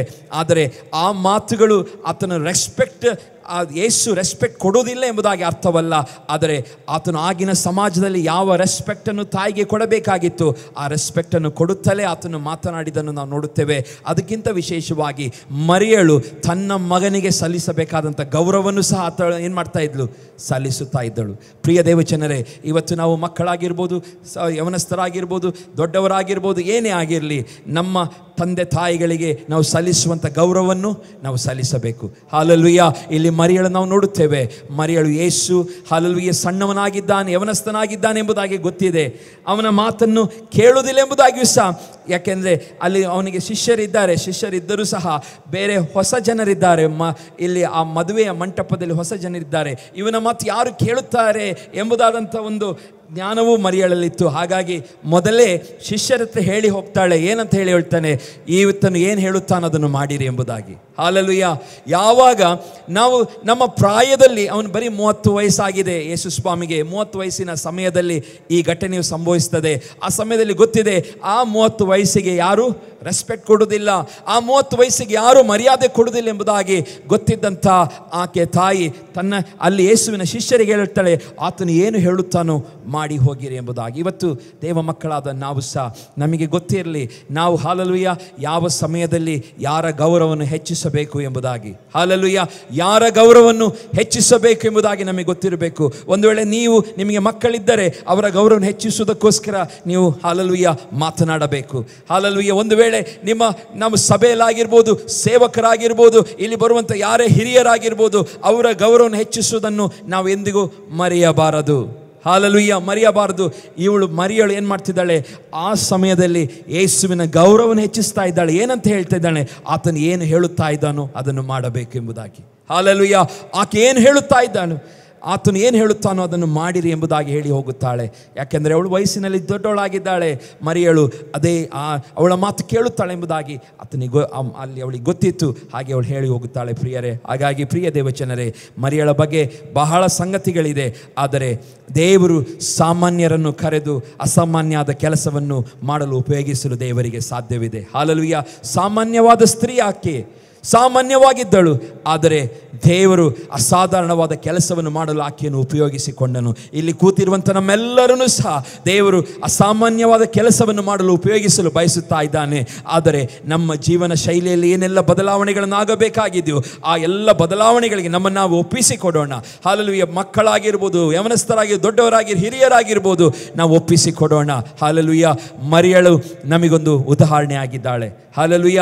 ಆಕೆಯ ಆ ಸಂದಿಗ್ಧ ಸಮಯದಲ್ಲಿ ಎಲ್ಲರಿಂದ ಅವಮಾನಿಸಲ್ಪಡುವಂಥ ಸಂದರ್ಭದಲ್ಲಿಯೂ ಸಹ ಅವಳು ಹಾಲೆಲೂಯ ದೇವರನ್ನು ಅವಳು ಅಲ್ಲಗಳೆಯುತ್ತಾ ಇಲ್ಲ, ದೇವರನ್ನು ಹಾಲೆಲೂಯ ಆತಳು ಬೈಯುತ್ತಾ ಇಲ್ಲ, ದೇವರನ್ನು ತಿರಸ್ಕರಿಸ್ತಾ ಇಲ್ಲ. ಅದರ ಬದಲಾಗಿ ಯೇಸುವಿಗಾಗಿ ಯೇಸುವನ್ನು ಗರ್ಭದಲ್ಲಿ 9 ತಿಂಗಳಿಟ್ಟುಕೊಂಡು ಹಾಲೆಲೂಯ ಅವಳು ಎಲ್ಲ ಅವಮಾನವನ್ನು ಸಹಿಸಿದಳು. ಹಾಲೆಲೂಯ ಅವಮಾನವನ್ನು ಸಹಿಸಿದಳು. ಯಾಕೆ ಅಂತ ಹೇಳಿದರೆ ಅವಳು ಬರೀ ನಿಶ್ಚಿತಾರ್ಥವಾಗಿತ್ತು. ಯೋಸೇಫನೊಂದಿಗೆ ಬರೀ ನಿಶ್ಚಿತಾರ್ಥವಾಗಿತ್ತು. ಯೋಸೇಫನೊಂದಿಗೆ ಯಾವ ಸಂಬಂಧ ಅವಳಿಗಿರಲಿಲ್ಲ. ಆದರೆ ಇವಳು ಗರ್ಭಧರಿಸಿದ್ದಾಳೆ. ಅದನ್ನು ನೋಡಿದಂಥ ಜನರು ಅವಮಾನ ಮಾಡುವಂಥ ಪರಿಸ್ಥಿತಿಯಲ್ಲಿಯೂ ಸಹ ದೇವರು ಹಾಲೆಲೂಯ ಅವಳಿಗೆ ದೇವರು ಕೊಟ್ಟಂಥ ಮನಸ್ಸು ದೃಢವಾದ ಮನಸ್ಸಾಗಿತ್ತು. ಅವಳು ದೃಢವಾಗಿ ನಿಂತಳು. ಪ್ರಿಯರೇ, ಇವತ್ತು ನಾವು ಸಹ ಹಾಗೆ ಮರಿಯಳ ಹಾಗೆ ನಾವು ದೃಢವಾಗಿ ನಿಲ್ಲೋಣ. ಯೇಸುವಿನ ಮೊದಲನೇ ಅದ್ಭುತಕ್ಕೆ ಕಾರಣ ಯಾರಾಗಿದ್ದಳು? ಮರಿಯಳಾಗಿದ್ದಳು. ಮರಿಯಳ ಪ್ರೇರೇಪಣೆ, ಮರಿಯಳ ಮಾತು ಯೇಸುವಿಗೆ ಅದ್ಭುತಗಳನ್ನು ಮಾಡಲು ಏನಾಯಿತು? ಸಹಾಯ ಮಾಡಿತು. ಹಾಲೆಲೂಯ. ಆ ಮರಿಯಳು ಒಂದು ವೇಳೆ ಆ ಸ್ಥಳದಲ್ಲಿ ಇಲ್ಲದೆ ಹೋಗಿದ್ದರೆ ನನಗೆ ಗೊತ್ತಿಲ್ಲ ಅದ್ಭುತವು ಆ ದಿನ ನಡೆಯುತ್ತಾ ಇಲ್ಲೋ ಎಂಬುದಾಗಿ. ಆದರೆ ಯೇಸುವಿನ ತಾಯಿಯಾದಂಥ ಮರಿಯಳಲ್ಲಿ ಬಂದು ಹೇಳ್ತಾಳೆ, ಇಲ್ಲಿ ದ್ರಾಕ್ಷಾರಸ ಖಾಲಿಯಾಗಿದೆ. ಮತ್ತೆ ಇನ್ನೊಂದು ಮಾತನ್ನು ಅಲ್ಲಿ ಯೇಸುವಿನ ಶಿಷ್ಯರಿಗೆ ಹೇಳಿ ಹೋಗ್ತಾಳೆ, ಆತನು ಏನು ಹೇಳುತ್ತಾನೋ ಅದನ್ನು ಮಾಡಿರಿ ಎಂಬುದಾಗಿ ಗೌರವವನ್ನು ಹೆಚ್ಚಿಸಿ ಹೋಗುತ್ತಾಳೆ. ಇವತ್ತು ಯಾರೇ ಆಗಿರಲಿ, ದೇವರ ಕಾರ್ಯಗಳಲ್ಲಿ ತೊಡಗಿರುವಂಥ ಪ್ರತಿಯೊಬ್ಬರಿಗೂ ಅವರ ಗೌರವವನ್ನು ಹೆಚ್ಚಿಸುವಂಥ ಜವಾಬ್ದಾರಿ ನಮ್ಮದಾಗಿರಲಿ ಈ ವರ್ಷ. ಹಾಲೆಲೂಯ. ಅವರ ಗೌರವವನ್ನು ಹೆಚ್ಚಿಸೋಣ. ಯಾವುದೇ ವಿಷಯದಲ್ಲಿ ಅವರನ್ನು ನಾವು ಕೆಳಗೆ ಹಾಕುವುದನ್ನು ಮಾಡೋದು ಬೇಡ. ಅವರ ಬಗ್ಗೆ ಕೆಟ್ಟದ್ದನ್ನು ಮಾತನಾಡುವುದು ಬೇಡ. ಅವರ ಅಪನಂಬಿಕೆಯನ್ನು ತೋರಿಸುವುದು ಬೇಡ. ಯಾಕೆಂದರೆ ದೇವರು ಹಾಲೆಲೂಯ ಒಬ್ಬರನ್ನು ಅಭಿಷೇಕಿಸಿದರೆ ಅವರ ಅಭಿಷೇಕದ ನಡೆಸಲು ನಿಮ್ಮೆಲ್ಲರ ಏನಾಗಿರಬೇಕು? ಕೋಆಪರೇಷನ್ ಬೇಕು ಪ್ರಿಯರೇ. ಹಾಗಾಗಿ ಆ ಮರಿಯಳದಿಂದ ನಾವು ಕಲಿಯುವಂಥದ್ದು, ಅವಳು ಯೇಸುವಿನ ಗೌರವವನ್ನು ಹೆಚ್ಚಿಸಿದಳು. ಹಾಲೆಲೂಯ. ಯೇಸುವಿನ ಗೌರವವನ್ನು ಹೆಚ್ಚಿಸಲು. ಹಾಗೆ ನಾವು ಸಹ ಭೂಮಿ ಮೇಲೆ ಇರುವಾಗ ಯೇಸುವಿನ ಗೌರವವನ್ನು, ದೇವರ ಸೇವೆ ಮಾಡುವಂಥ ಸೇವಕರಾಗಿರ್ಬೋದು, ಯಾರೇ ಆಗಿರಲಿ, ದೇವ ಭಕ್ತರಾಗಿರಲಿ, ಅಪೋಸ್ತಲರಾಗಿರಲಿ, ಎಲ್ಲರ ಗೌರವವನ್ನು ನಾವು ಹೆಚ್ಚಿಸೋರಾಗೋಣ. ಅದರ ಬದಲಾಗಿ ನಾವು ಅವರ ಗೌರವವನ್ನು ಕಡಿಮೆ ಮಾಡೋದು. ಇವತ್ತಿನ ಸಮಾಜದಲ್ಲಿ ಎಷ್ಟೋ ಜನರಿದ್ದಾರೆ ದೇವ ಸೇವಕರನ್ನು ಅಗೌರವಪಡಿಸುವಂಥವರಿದ್ದಾರೆ. ಎಷ್ಟೋ ಜನರನ್ನು ಹಾಲೆಲೂಯ ಅವರನ್ನು ಕೆಟ್ಟದಾಗಿ ನೋಡುವವರಿದ್ದಾರೆ, ತಪ್ಪಾಗಿ ಅವರ ಬಗ್ಗೆ ವಿಶ್ಲೇಷಿಸುವವರಿದ್ದಾರೆ. ಆದರೆ ಪ್ರಿಯ ದೇವಜನ, ಮರಿಯಳು ಅಂಥದ್ದು ಮಾಡಲಿಲ್ಲ. ಯೇಸುವಿನ ಗೌರವವನ್ನು ಹೆಚ್ಚಿಸಿದಳು. ಯೇಸುವಿನ ಗೌರವವನ್ನು ಅವಳು ಮೇಲಕ್ಕೆತ್ತಿದಳು. ಪ್ರಿಯಳು, ಎರಡನೇದಾಗಿ ನಾವು ನೋಡುವಂಥ ಸ್ತ್ರೀ ಮಗ್ದಳದ ಮರಿಯಳು. ಹಾಲೆಲೂಯ. ಮಗ್ದಳದ ಮರಿಯಳು, ಯೇಸುವೆ ಅವಳಿಗೆ ಒಂದು ದುರಾತ್ಮ, 7 ದುರಾತ್ಮಗಳು ಹೊಕ್ಕಿರುತ್ತದೆ. ಅವಳೊಂದು ಸ್ತ್ರೀ ಆಗಿರ್ತಾಳೆ. ಅವಳು ಐಶ್ವರ್ಯವಂತವಾದ ಸ್ತ್ರೀ. ಅವಳಿಗೆ ಅವಳ ಗಂಡನು ಸಹ ಒಳ್ಳೆ ಕೆಲಸ ಕಾರ್ಯಗಳಿದ್ದಂಥವನು. ಹೀಗೆ ಅವಳಿಗೆ 7 ದೆವ್ವಗಳಿಂದ ಅವಳು ಅಟ್ಯಾಕ್ ಆಗಿರ್ತಾಳೆ. 7 ದೆವ್ವಗಳು ಅವಳಲ್ಲಿ ಕಾರ್ಯ ಮಾಡ್ತಿರ್ತದೆ. ಒಂದು ದಿವಸ ಯೇಸು ಸ್ವಾಮಿ ಅವಳು ಯೇಸು ಸ್ವಾಮಿ ಬಳಿಗೆ ಹೋದಾಗ ಯೇಸು ಸ್ವಾಮಿಯಿಂದ ಅವಳು ಸ್ಪರ್ಶ ಹೊಂದ್ತಾಳೆ. ಅವಳು ಸಂಪೂರ್ಣವಾಗಿ 7 ದೆವ್ವಗಳಿಂದ ಬಿಡುಗಡೆ ಹೊಂದಿದ ತಕ್ಷಣ ಯೇಸುವನ್ನು ಏನು ಮಾಡಲಿಕ್ಕೆ ಪ್ರಾರಂಭ ಮಾಡ್ತಾಳೆ? ಅವಳು ಹಿಂಬಾಲಿಸಲಿಕ್ಕೆ ಪ್ರಾರಂಭ ಮಾಡ್ತಾಳೆ. 7 ದೆವ್ವದಿಂದ ಬಿಡುಗಡೆ ಹೊಂದಿದಂಥ ಈ ಸ್ತ್ರೀ ಅವಳ ವಿಶೇಷತೆ ಏನು ಹೇಳಿದರೆ, ಯೇಸು ಸ್ವಾಮಿಯ ಆ ಎಲ್ಲ ಸೇವೆಯ ದಿನಗಳಲ್ಲಿ ಯೇಸುವೊಂದಿಗೆ ಇದ್ದುಕೊಂಡು ಯೇಸು ಸ್ವಾಮಿಯ ಮರಣವನ್ನು ಸಹ ವಿಟ್ನೆಸ್ ಮಾಡುತ್ತಾಳೆ. ಅದರೊಂದಿಗೆ ಯೇಸು ಸ್ವಾಮಿಯ ಪುನರುತ್ಥಾನವನ್ನು ಸಹ ವಿಟ್ನೆಸ್ ಮಾಡುವಂಥ ಸ್ತ್ರೀ ಆಕೆ ಆಗಿದ್ದಳು. ಹಲ್ಲೆಲೂಯಾ. ಆಕೆ ಬಹಳ ಒಂದು ಒಳ್ಳೆಯ ಸ್ತ್ರೀ ಎಂಬುದಾಗಿ ಬೈಬಲ್ ಹೇಳುತ್ತದೆ. ಹಾಗಾಗಿ ಅವಳ ಹೆಸರನ್ನು ಬೈಬಲಲ್ಲಿ ಮೆನ್ಷನ್ ಮಾಡಿದೆ. ಯಾಕೆಂದರೆ ಅವಳೊಂದು ಜೀವಂತ ಸಾಕ್ಷಿಯಾಗಿ ಯೇಸುವಿನ ಸೇವೆ, ಮರಣ ಮತ್ತು ಪುನರುತ್ಥಾನದ ಹಲ್ಲೆಲೂಯಾ ಸಾಕ್ಷಿಯಾಗಿದ್ದಳು. ಜೀವಂತ ಸಾಕ್ಷಿಯಾಗಿದ್ದಳು. ಯೇಸುವಿನೊಂದಿಗೆ ಸೇವೆಯಲ್ಲಿ ನಿರತಳಾಗಿದ್ದಳು. ಯೇಸುವಿನ ಶಿಷ್ಯರೊಂದಿಗೆ ಅವಳೊಟ್ಟಿಗೆ ಇದ್ದಳು. ಅದರೊಂದಿಗೆ ಯೇಸುವಿನ ಮರಣವನ್ನು ಶಿಲುಬೆಗೆ ಹಾಕುವಂಥ ಸಮಯದಲ್ಲಿ ವಿಟ್ನೆಸ್ ಆಗಿದ್ದಳು. ಯೇಸುವಿನ ಮರಣದ ಸಮಯದಲ್ಲಿ ಮೊದಲನೇದಾಗಿ ಯೇಸು ಪುನರುತ್ಥಾನಗೊಂಡಂಥ ಆ ಪುನರುತ್ಥಾನದ ಸಾಕ್ಷಿಯು ಆಕೆಯಾಗಿದ್ದಳು. ಪ್ರಿಯರೇ, ನಾವಿಲ್ಲಿ ವಾಕ್ಯದಲ್ಲಿ ಓದುತ್ತೇವೆ, ಲೂಕನ ಬರೆದ ಸುವಾರ್ತೆ 8ನೇ ಅಧ್ಯಾಯ 2ನೇ ವಚನದಲ್ಲಿ, ದೆವ್ವಗಳ ಕಾಟದಿಂದಲೂ ರೋಗಗಳಿಂದಲೂ ಗುಣ ಹೊಂದಿದ ಕೆಲವು ಹೆಂಗಸರು ಸಹ ಇದ್ದರು. ಆ ಹೆಂಗಸರು ಯಾರೆಂದರೆ 7 ದೆವ್ವಗಳು ಬಿಟ್ಟು ಹೋಗಿದ್ದ ಮಗ್ದಳೆಂಬ ಮರಿಯಳು, ಹೆರೋದನ ಮನೆಯ ವಾರ್ತೆಯವನಾದ ಕೂಜನ ಹೆಂಡತಿ ಯೋಹಾನಳು, ಸುನ್ನಳು, ಇನ್ನೂ ಕೆಲವು ಅನೇಕರು. ಇವರು ತಮ್ಮ ಆಸ್ತಿಯಿಂದ ಆತನಿಗೆ ಕೊಟ್ಟು ಉಪಚಾರ ಮಾಡಿದರು. ಹಲ್ಲೆಲೂಯಾ. ಇಲ್ಲಿ ವಾಕ್ಯದಲ್ಲಿ ನೋಡುವಂಥದ್ದು, ಈ ಮಗ್ದಳದ ಮರಿಯಳು, ಅವಳಿಗೆ 7 ದುರಾತ್ಮಗಳಿಂದ, ದೆವ್ವಗಳಿಂದ ಅವಳು ಅಟ್ಯಾಕ್ ಆಗಿರ್ತಾಳೆ. ಬಿಡುಗಡೆ ಹೊಂದಿದಂಥ ಆ ಸ್ತ್ರೀ ಏನು ಮಾಡ್ತಾಳಂತೆ? ಅವಳು ಯೇಸುವಿನ ಸೇವೆಗೆ, 3ನೇ ವಚನ, ಹೆರೋದನ ಮನೆವಾರ್ತೆಯಾದ ಕೂಜನ ಹೆಂಡತಿ ಯೋಹಾನಳು, ಸುಸನ್ನಳು, ಇನ್ನೂ ಬೇರೆ ಅನೇಕರು, ಇವರು ತಮ್ಮ ಆಸ್ತಿಯಿಂದ ಏನು ಮಾಡ್ತಾಳಂತೆ? ಆತನಿಗೆ ಕೊಟ್ಟು ಉಪಚಾರ ಮಾಡಿದ್ಲಂತೆ. ಈ ಮರಿಯಳು, ಅವಳ ಕ್ಯಾರೆಕ್ಟರ್ ಏನಾಗಿದೆ? ಯೇಸು ಸ್ವಾಮಿಯಿಂದ ಬಿಡುಗಡೆ ಹೊಂದಿದಂಥ ಮಗಳು ಯೇಸುವಿನ ಸೇವೆಗೆ ಏನು ಮಾಡ್ತಾಳಂತೆ? ಅವಳು ಆಸ್ತಿಯನ್ನು ಕೊಟ್ಟು ಉಪಚಾರ ಮಾಡಿದ್ಲಂತೆ. ಹಲ್ಲೆಲೂಯಾ. ಈ ಮರಿಯಳ ಕ್ಯಾರೆಕ್ಟರ್ ಏನಂತ ಹೇಳಿದರೆ, ಯೇಸುವಿನೊಂದಿಗೆ ಎಲ್ಲ ಸುವಾರ್ತೆಯ ಜರ್ನಿಯಲ್ಲಿ ಯೇಸುವಿನ ಮರಣವ ತನಕ ಇದ್ದಳು. ಅದ ನಂತರ ಪುನರುತ್ಥಾನಕ್ಕೂ ಸಾಕ್ಷಿಯಾದಳು. ಈ ಮರಿಯಳು ಯೇಸುವಿನ ಎಲ್ಲ ಸೇವೆ ಉದ್ದಕ್ಕೂ ಅವಳೇನು ಮಾಡ್ತಿದ್ಲಂತೆ? ಆಸ್ತಿಯನ್ನು ಕೊಟ್ಟು ಅವಳೇನು ಮಾಡಿದ್ಲಂತೆ? ಯೇಸುವನ್ನು ಉಪಚರಿಸಿದಂಥ ಒಬ್ಬಳ ಸ್ತ್ರೀ. ಹಲ್ಲೆಲೂಯಾ. ಇಲ್ಲಿ ಕೇಳ್ತಾ ಇದ್ದೀರಾ? ಹಲ್ಲೆಲೂಯಾ. ಇವತ್ತು ನಾವು ಮಗ್ದಳದ ಮರಿಯಳ ಹಾಗೆಯೂ ಇರಬೇಕು. ಹಲ್ಲೆಲೂಯಾ. ಒಂದು, ನಾವು ಮರಿಯಳಿಂದ ಕಲಿಯುವಂಥದ್ದು, ಯೇಸುವಿನ ಗೌರವವನ್ನು ಕಾಪಾಡಿದಳು. ಈ ಮರಿಯಳು ಏನು ಮಾಡ್ತಾಳೆ? ಯೇಸುವಿನ ಸೇವೆಗೆ ಉಪಚಾರವನ್ನು ಮಾಡಿದಂಥ ಸ್ತ್ರೀ ಆಗಿದ್ದಳು. ಹಲ್ಲೆಲೂಯಾ. ಯೇಸುವಿನ ಹಲ್ಲೆಲೂಯಾ ಆ ಪ್ರಯಾಣ ಉದ್ದಕ್ಕೂ ನನಗೆ ಗೊತ್ತಿಲ್ಲ ಯಾವುದೆಲ್ಲ ಉಪಚಾರ ಮಾಡಿದಳು. ಊಟವನ್ನು, ಹಣವನ್ನು, ಏನೆಲ್ಲ ಅಗತ್ಯತೆ ಇತ್ತು ಎಲ್ಲವನ್ನು ಉಪಚರಿಸಿದಂಥ ಒಂದು ಸ್ತ್ರೀ ಆಗಿದ್ದಳು ಮಗ್ದಳದ ಮರಿಯಳು. ಪ್ರಿಯರೇ, ಹಲ್ಲೆಲೂಯಾ. ಒಂದು ಸಾರಿ ಅದ್ಭುತಗಳನ್ನು ಹೊಂದಿದಂಥ ನಾವು ಯಾರೇ ಆಗಿರ್ಬೋದು, ಇವತ್ತು ಯೇಸುವನ್ನು ನಾವು ಕೈ ಬಿಡಬಾರದು. ಹಲ್ಲೆಲೂಯಾ. ನಾವು ಯೇಸುವನ್ನು ಕೈ ಬಿಡದೆ ಆ ಸ್ತ್ರೀ ಏನು ಮಾಡಿದಳು? ತನ್ನ ಜೀವನ ಉದ್ದಕ್ಕೂ ಯೇಸು ಸ್ವಾಮಿ ಮರಣ ಹೊಂದುವ ತನಕ ಇದ್ದು ಯೇಸುವಿನೊಂದಿಗೆ ನಂಬಿಗಸ್ತಳಾಗಿದ್ದಳು. ಸುವಾರ್ತೆಗೆ ವಿಟ್ನೆಸ್ ಆದಳು. ಯೇಸು ಹೋದ ಕಡೆಯಲ್ಲಿ ಅದ್ಭುತಗಳನ್ನು ನೋಡಿದಳು. ಈಕೆಯಲ್ಲಿ ದೇವರು ಕೊಟ್ಟಂಥ ರಿಸೋರ್ಸ್, ಈಕೆಯಲ್ಲಿ ದೇವರು ಕೊಟ್ಟಂಥ ಆಶೀರ್ವಾದ, ಈಕೆಯಲ್ಲಿ ದೇವರು ಕೊಟ್ಟಂಥ ಆ ಸಂಪತ್ತು, ಆಸ್ತಿಯನ್ನು ಅವಳು ಏನು ಮಾಡ್ತಾಳೆ? ಸೇವೆಗಾಗಿ, ಯೇಸುವಿನ ಸೇವೆಗಾಗಿ ಕೊಟ್ಟು ಉಪಚಾರ ಮಾಡುತ್ತಾಳೆ. ಇವತ್ತು ನಮ್ಮಲ್ಲಿಯೂ ಸಂತ ಹೃದಯ ಬರಲಿ. ಈ ವರ್ಷ ದೇವರ ಸೇವೆಗೆ ಕೊಟ್ಟು ಉಪಚರಿಸುವಂಥ ಹೃದಯ ದೇವರು ನಮಗೆ ಕೊಡಲಿ. Hallelujah, hallelujah. ಯಾಕೆಂದರೆ ಯೇಸು ಸ್ವಾಮಿಗೆ ಅಂಥ ಬೆಂಬಲವಿಲ್ಲದಿದ್ದರೆ ಬಹಳ ಕಷ್ಟವಾಗ್ತಿತ್ತು. ಆತನೇ ಕೆಲಸ ಮಾಡಬೇಕಾಗಿತ್ತು. ಪೌಲನ ಹಾಗೆ, ಪೌಲನು ಟೆಂಟ್ ಮೇಕರ್ ಆಗಿದ್ದನು. ಅವನು ತನ್ನ ಗುಡಾರಗಳನ್ನು ಮಾಡಿಕೊಂಡು ಆತನು ಕೆಲಸ ಮಾಡಿಕೊಂಡು ಆತನೇನು ಮಾಡ್ತಾ ಇದ್ದ? ಸೇವೆಯನ್ನು ಮಾಡುತ್ತಾ ಇದ್ದ. ಆದರೆ ಯೇಸು ಸ್ವಾಮಿ ಯಾವ ಕೆಲಸಗಳನ್ನು ಮಾಡುತ್ತಾ ಇರಲಿಲ್ಲ. ಬರೀ ಪರಲೋಕ ರಾಜ್ಯದ ಸುವಾರ್ತೆಯನ್ನು ಸಾರುತ್ತಾ ಇದ್ದನು. ಯಾವ ಬೇರೆ ಕೆಲಸವು ಆತನು ಮಾಡುತ್ತಾ ಇರಲಿಲ್ಲ. ಆದರೆ ಅವನ ಹಿಂದೆ ಇದ್ದಂಥ ಕೆಲವು ಸ್ತ್ರೀಯರ ಹೆಸರು ಯೋಹಾನಳು, ಸುಸನ್ನಳು, ಮತ್ತು ಅದರೊಂದಿಗೆ ಇವಳು ಮಗ್ದಳದ ಮರಿಯಳು. ಇವರು ಕೆಲವು ಏನು ಮಾಡ್ತಾ ಇದ್ರು? ಯೇಸುವಿನೊಂದಿಗೆ ಇದ್ದುಕೊಂಡು ಅವರು ಉಪಚಾರ ಮಾಡುತ್ತಾ ಇದ್ದರು. ಇವತ್ತು ನಮಗೂ ಆ ಹೃದಯ ಬರಲಿ. ದೇವರ ಸೇವೆಗೆ ಹಲ್ಲೆಲೂಯಾ ಯಾವ ಕೊರತೆ ಇಲ್ಲದ ಹಾಗೆ ಉಪಚರಿಸುವಂಥ ಹೃದಯ ದೇವರು ನಮಗೆ ಕೊಡಲಿ. ಹಲ್ಲೆಲೂಯಾ. ದೇವರ ಸೇವೆಗೆ ಯಾವ ಕಡಿಮೆ ಇಲ್ಲದ ಹಾಗೆ ಉಪಚರಿಸುವಂತೆ ಈ ವರ್ಷ ದೇವರು ಸಹಾಯವನ್ನು ಮಾಡಲಿ. 3ನೇ ಸ್ತ್ರೀಯನ್ನು ನಾವು ನೋಡುತ್ತೇವೆ. ಆಕೆ ಮರಿಯಳು, ಅವಳ ಹೆಸರು. ಆಕೆ ಯಾರಂತ ಹೇಳಿದರೆ ಮಾರ್ಥ ಮತ್ತು ಲಾಜರನ ಸಹೋದರಿ, ಮಾರ್ತಳ ತಂಗಿ ಮತ್ತು ಲಾಜರನ ಅಕ್ಕವಾಗಿದ್ದಳು ಇವಳು. ಈ ಮೂರನೆಯ ಮರಿಯಳು, ನಾವು ನೋಡ್ತಿರುವಂಥ ಮೂರನೇ ಮರಿಯಳು ಯೇಸುವಿನ ಸ್ನೇಹಿತನ ಅಕ್ಕ. ಯಾರಂತೇಳಿದರೆ ಲಾಜರನು ಯೇಸುವಿನ ಸ್ನೇಹಿತ ಎಂಬುದು ಬೈಬಲ್ ಬರೆಯಲ್ಪಟ್ಟಿದೆ. ಯೇಸು ಬಹಳವಾಗಿ ಪ್ರೀತಿಸ್ತಿದ್ದಂಥ ಲಾಜರನ ಅಕ್ಕವಾಗಿದ್ದಳು ಮರಿಯಳು. ಯೋಹನ ಬರೆದ ಸುವಾರ್ತೆ 11ನೇ ಅಧ್ಯಾಯ 28-29 ಹೀಗೆ ಓದ್ತೇವೆ. ಯೋಹನ ಬರೆದ ಸುವಾರ್ತೆ 11ನೇ ಅಧ್ಯಾಯ 28 ಮತ್ತು 29 ದಯಮಾಡಿ ಯಾರಾದರೂ ಓದಿ. ಇದನ್ನು ಕೇಳಿ ಆಕೆ ಹೋಗಿ ತನ್ನ ತಂಗಿಯಾದ ಮರಿಯಳನ್ನು ಗುಪ್ತವಾಗಿ ಕರೆದು, ಗುರುವು ಬಂದಿದ್ದಾನೆ, ನಿನ್ನನ್ನು ಕರೆಯುತ್ತಾನೆ ಅಂದಳು. ಮರಿಯಳು ಇದನ್ನು ಕೇಳುತ್ತಲೇ ತಟ್ಟನೆ ಎದ್ದು ಆತನ ಬಳಿಗೆ ಹೋದಳು. ನಮಗೆ ಗೊತ್ತಿದೆ, ಲಾಜರನು ಸತ್ತು ಹೋಗಿರ್ತಾನೆ.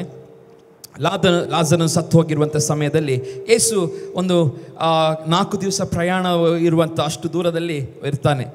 ಈ ಲಾಜರನು ಸತ್ತು 4 ದಿವಸದ ನಂತರ ವಿಷಯ ಯೇಸುವಿಗೆ ಗೊತ್ತಾಗಿ ಇಮಿಡಿಯೇಟ್ಲಿ ಯೇಸು ಸ್ವಾಮಿ ಏನು ಮಾಡ್ತಾನೆ, ಲಾಜರನ್ ನೋಡೋದಕ್ಕೋಸ್ಕರ ಬರುತ್ತಾನೆ. ಈ ಅಕ್ಕ ತಂಗಿ ಇಬ್ಬರಲ್ಲಿಯೂ ಸಹ ನಂಬಿಕೆ ಇಲ್ಲ. ಅವತ್ತಿನವರೆಗೆ ಅವರಿಗೆ ಗೊತ್ತಿಲ್ಲ ಒಬ್ಬನು ಸತ್ತಂಥ ಒಬ್ಬನನ್ನು ಎಬ್ಬಿಸಲಿಕ್ಕೆ ಒಬ್ಬನಿಗೆ ಆಗುತ್ತದೆ ಎಂಬುದಾಗಿ. ಆಗಿನ ಕಾಲದಲ್ಲಿ ಅವರಿಗೆ ಗೊತ್ತಿರಲಿಲ್ಲ. ಅದ್ಭುತಗಳು ಬಹಳ ವಿರಳವಾಗಿ ಇಂಥ ಅದ್ಭುತಗಳು ನಡೆಯುವುದನ್ನು ಅವರು ನೋಡಿದರು. ಹಾಗೆ ಆ ಲಾಜರನು ಹೇಳುತ್ತಾನೆ ಎಂಬುದು ಗೊತ್ತಿಲ್ಲ. ಆದರೆ ಯೇಸುಸ್ವಾಮಿ ಲಾಜರನ ಸ್ನೇಹಿತನಾಗಿರೋದ್ರಿಂದ ಯೇಸುಸ್ವಾಮಿಗೆ ಒಂದು ವಿಷಯವನ್ನು ತಿಳಿಸುವ ಎಂಬುದಾಗಿ ಅವರು ಯೋಚನೆ ಮಾಡಿ ಯೇಸುಸ್ವಾಮಿಗೆ ವಿಷಯವನ್ನು ತಿಳಿಸ್ತಾರೆ. ಯೇಸುಸ್ವಾಮಿ ಗೊತ್ತಾದ ತಕ್ಷಣ ಬಹಳ ದುಃಖಗೊಂಡು ಆತನು ಬರುತ್ತಾನೆ. ಬಂದಂಥ ಸಮಯದಲ್ಲಿ ನಾವು ನೋಡ್ತೇವೆ, ನಾವು ಯೋಹನ ಬರೆದ ಸುವಾರ್ತೆ 11ನೇ ಅಧ್ಯಾಯದಲ್ಲಿ ಹೀಗೆ ಬರೆಯಲ್ಪಟ್ಟಿದೆ. ಯೇಸು ಸ್ವಾಮಿ ಬರುತ್ತಿದ್ದನ್ನು ಕಂಡು, ಸ್ವಾಮಿ ನೀನು ಇಲ್ಲಿ ಇರುತ್ತಿದ್ದರೆ ನನ್ನ ತಮ್ಮನು ಸಾಯುತ್ತಿರಲಿಲ್ಲ. ಈಗಲಾದರೂ ದೇವರನ್ನು ಏನು ಬೇಡಿಕೊಳ್ಳುತ್ತೀಯೋ ಅದನ್ನು ದೇವರು ನಿನಗೆ ಅನುಗ್ರಹಿಸುವನೆಂದು ಬಲ್ಲೆನು ಎಂದು ಹೇಳಿದನು. ಯೇಸು ಆಕೆಗೆ, ನಿನ್ನ ತಮ್ಮನನ್ನು ಎದ್ದು ಬರಬೇಕೆಂದು ಹೇಳಿದನು. ಮಾರ್ತಳು, ಸತ್ತವರಿಗೆ ಕಡೆ ದಿನಗಳಲ್ಲಿ ಪುನರುತ್ಥಾನವಾಗುವಾಗ ಅವನು ಎದ್ದು ಬರುವನೆಂದು ನಾನು ಬಲ್ಲೆನು ಅಂದಳು. ಅವಳಿಗೆ ಅಂದರೆ ಕನ್ಫ್ಯೂಷನ್, ಅವಳಿಗೆ ಗೊತ್ತಿಲ್ಲ, ಬರೀ ಸತ್ತವರಿಗೆ ಇನ್ನೂ ಪುನರುತ್ಥಾನದ ಸಮಯದಲ್ಲಿ ಮಾತ್ರ ಎದ್ದು ಬರ್ತಾರೆ ಎಂಬುದಾಗಿ ಗೊತ್ತಿದೆ, ಆದರೆ ಈ ಮಧ್ಯದಲ್ಲಿ ಎದ್ದು ಬರುತ್ತಾರೆ ಎಂಬುದಾಗಿ ನನಗೆ ಗೊತ್ತಿಲ್ಲ ಎಂಬುದಾಗಿ ಹೇಳ್ತಿದ್ದಾಳೆ. ಸತ್ತವರಿಗೆ ಕಡೆ ದಿನದಲ್ಲಿ ಪುನರುತ್ಥಾನವಾಗುವಾಗ ಅವನು ಎದ್ದು ಬರುವನೆಂದು ನಾನು ಬಲ್ಲೆನು ಅಂದಳು. ಯೇಸು ಆಕೆಗೆ, ನಾನೇ ಪುನರುತ್ಥಾನವು ಜೀವವಾಗಿದ್ದೇನೆ. ನನ್ನನ್ನು ನಂಬುವನು ಸತ್ತರೂ ಬದುಕುವನು, ಮತ್ತು ಬದುಕುತ್ತಾ ನನ್ನನ್ನು ನಂಬುವ ಪ್ರತಿಯೊಬ್ಬನೂ ಎಂದಿಗೂ ಸಾಯುವುದಿಲ್ಲ. ಇದನ್ನು ನಂಬುತ್ತೀಯಾ ಎಂದು ಹೇಳಿದನು. ಆಕೆ, ಹೌದು ಸ್ವಾಮಿ, ಲೋಕಕ್ಕೆ ಬರಬೇಕಾದ ದೇವಕುಮಾರನು ಕ್ರಿಸ್ತನು ನೀನೇ ಎಂದು ನಂಬಿದ್ದೇನೆ ಅಂತಾಳೆ. ಹೀಗೆ ಈ ಮಾರ್ತಳ ಸಂಗಡ ಮಾತನಾಡುವುದನ್ನು ನಾವು ಓದಿದೆವು. ಆದರೆ ಈ ಅಕ್ಕಳಾದ ಮಾರ್ತಳು ತನ್ನ ಸಹೋದರಿಯಾದಂಥ ಮರಿಯಳ ಸಂಗಡ ಬರುವಾಗ ಹೀಗೆ ಹೇಳ್ತಾಳೆ. ಅವಳ 28ನೇ ವಚನ, ಇದನ್ನು ಹೇಳಿ ಆಕೆ ಹೋಗಿ ತನ್ನ ತಂಗಿಯಾದ ಮರಿಯಳನ್ನು ಗುಪ್ತವಾಗಿ ಕರೆದು, ಗುರುವು ಬಂದಿದ್ದಾನೆ, ನಿನ್ನನ್ನು ಕರೆಯುತ್ತಿದ್ದಾನೆ ಅಂದನು. ಮರಿಯಳು ಇದನ್ನು ಕೇಳುತ್ತಲೇ ತಟ್ಟನೆ ಎದ್ದು ಆತನ ಬಳಿಗೆ ಹೋದಳು. ಒಂದು ರೀತಿಯ ದುಃಖದ ವಾತಾವರಣ, ಮನೆಯೆಲ್ಲ ದುಃಖ ತುಂಬಿ ಹೋಗಿದೆ. ಮರಣದ ಮನೆ ಅದು. ಮರಣ ಮನೆಯಲ್ಲಿ ಯೇಸುಸ್ವಾಮಿ ನಂಬಿಕೆಯ ಮಾತುಗಳನ್ನು ಕೇಳಿದ ತಕ್ಷಣ ಮಾರ್ತಳು ಏನು ಮಾಡ್ತಾಳೆ, ಯೇಸುವಿನ ಬಗ್ಗೆ ಶ್ರೇಷ್ಠವಾದಂಥ ಮಾತು ಕೇಳಿದ ತಕ್ಷಣ ಯೇಸುವನ್ನು ಅವಳು ಏನು ಹೇಳಿದ್ದಾನೋ ಅದನ್ನೆಲ್ಲ ನಂಬುತ್ತಾಳೆ. ಅದ ನಂತರ ತಂಗಿಯಾದ ಮರಿಯಳ ಬಗ್ಗೆ ಹೇಳ್ತಾನೆ, ಗುರುವು ಬಂದಿದ್ದಾನೆ, ಅದು ನಿನ್ನನ್ನು ಕರೆಯುತ್ತಿದ್ದಾನೆ ಎಂದು ಅವಳು ಹೇಳುವಾಗ ಅಲ್ಲಿ ಮರಿಯಳ ಒಂದು ರಿಯಾಕ್ಷನ್ ನೋಡಿ ಅವಳು ಥಟ್ಟನೆ ಎದ್ದು ಆತನ ಬಳಿಗೆ ಹೋಗುತ್ತಾಳೆ. ಇವತ್ತು ಥಟ್ಟನೆ ಎದ್ದು ಯೇಸುವಿನ ಬಳಿಗೆ ಹೋಗುವುದನ್ನು ದೇವರು ಬಯಸುವಂಥದ್ದು. ಇವತ್ತು ಮರಿಯಳು ಆ ಸಮಯದಲ್ಲಿ ದುಃಖದ ಮನೆಯಲ್ಲಿದ್ದಾಳೆ. ಸಮಸ್ಯೆ ಅವಳ ಮನೆಯಲ್ಲಿ ತುಂಬಿ ಹೋಗಿದೆ. ಕಣ್ಣೀರು, ಪ್ರೀತಿಯ ತಮ್ಮನನ್ನು ಕಳೆದುಕೊಂಡಿದ್ದಾಳೆ. ಆದರೆ ಯೇಸು ಬಂದಿದ್ದಾನೆ, ಯೇಸು ಕರೆಯುತ್ತಿದ್ದಾನೆ ಎಂಬುದಾಗಿ ಹೇಳಿದ ತಕ್ಷಣ ಅವಳ ರಿಯಾಕ್ಷನ್ ಏನಾಯಿತು? ಥಟ್ಟನೆ ಯೇಸುವಿನ ಬಳಿಗೆ ಅವಳು ಹೋಗ್ತಾಳೆ. ಯೇಸುವಿನ ಬಳಿಗೆ ಅವಳು ಕರೆದ ತಕ್ಷಣ ಹೋಗುವುದನ್ನು ನೋಡುತ್ತೇವೆ.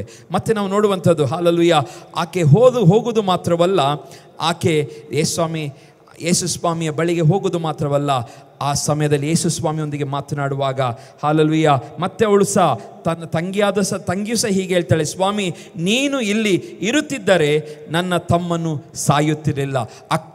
ಅಕ್ಕ ಏನು ಹೇಳಿದಳು ಅದೇ ಮಾತನ್ನು, ನಂಬಿಕೆಯ ಮಾತನ್ನು ತಂಗಿಯೂ ಸಹ ಹೇಳ್ತಿದ್ದಾಳೆ. 32ನೇ ವಚನದಲ್ಲಿ ಬಿ ಭಾಗದಲ್ಲಿ, ಸ್ವಾಮಿ ನೀನು ಇಲ್ಲಿರುತ್ತಿದ್ದರೆ ನನ್ನ ತಮ್ಮನು ಸಾಯುತ್ತಿದ್ದ. ಯೇಸುಸ್ವಾಮಿ ಹೇಳ್ತಾನೆ, ಆಕೆ ಗೋಳಾಡುವುದನ್ನು, ಆಕೆಯ ಸಂಗಡ ಇದ್ದ ಯೆಹೂದ್ಯರು ಗೋಳಾಡುವುದನ್ನು ಯೇಸು ಕಂಡು ಆತ್ಮದಲ್ಲಿ ನೊಂದುಕೊಂಡು ನೊಂದುಕೊಂಡು ತತ್ತರಿಸಿ ಅವನನ್ನು ಎಲ್ಲಿ ಇಟ್ಟಿದ್ದೀರಿ ಎಂದು ಕೇಳಿದನು. ಅವನು, ಸ್ವಾಮಿ, ಬಂದು ನೋಡು ಅಂದನು. ಯೇಸು ಕಣ್ಣೀರು ಬಿಟ್ಟನು. ಯೆಹೂದ್ಯರು ನೋಡಿ, ಆಹಾ, ಈತನು ಅವನ ಮೇಲೆ ಎಷ್ಟೋ ಮಮತೆ ಇಟ್ಟಿದ್ದನು ಅಂದುಕೊಂಡರು.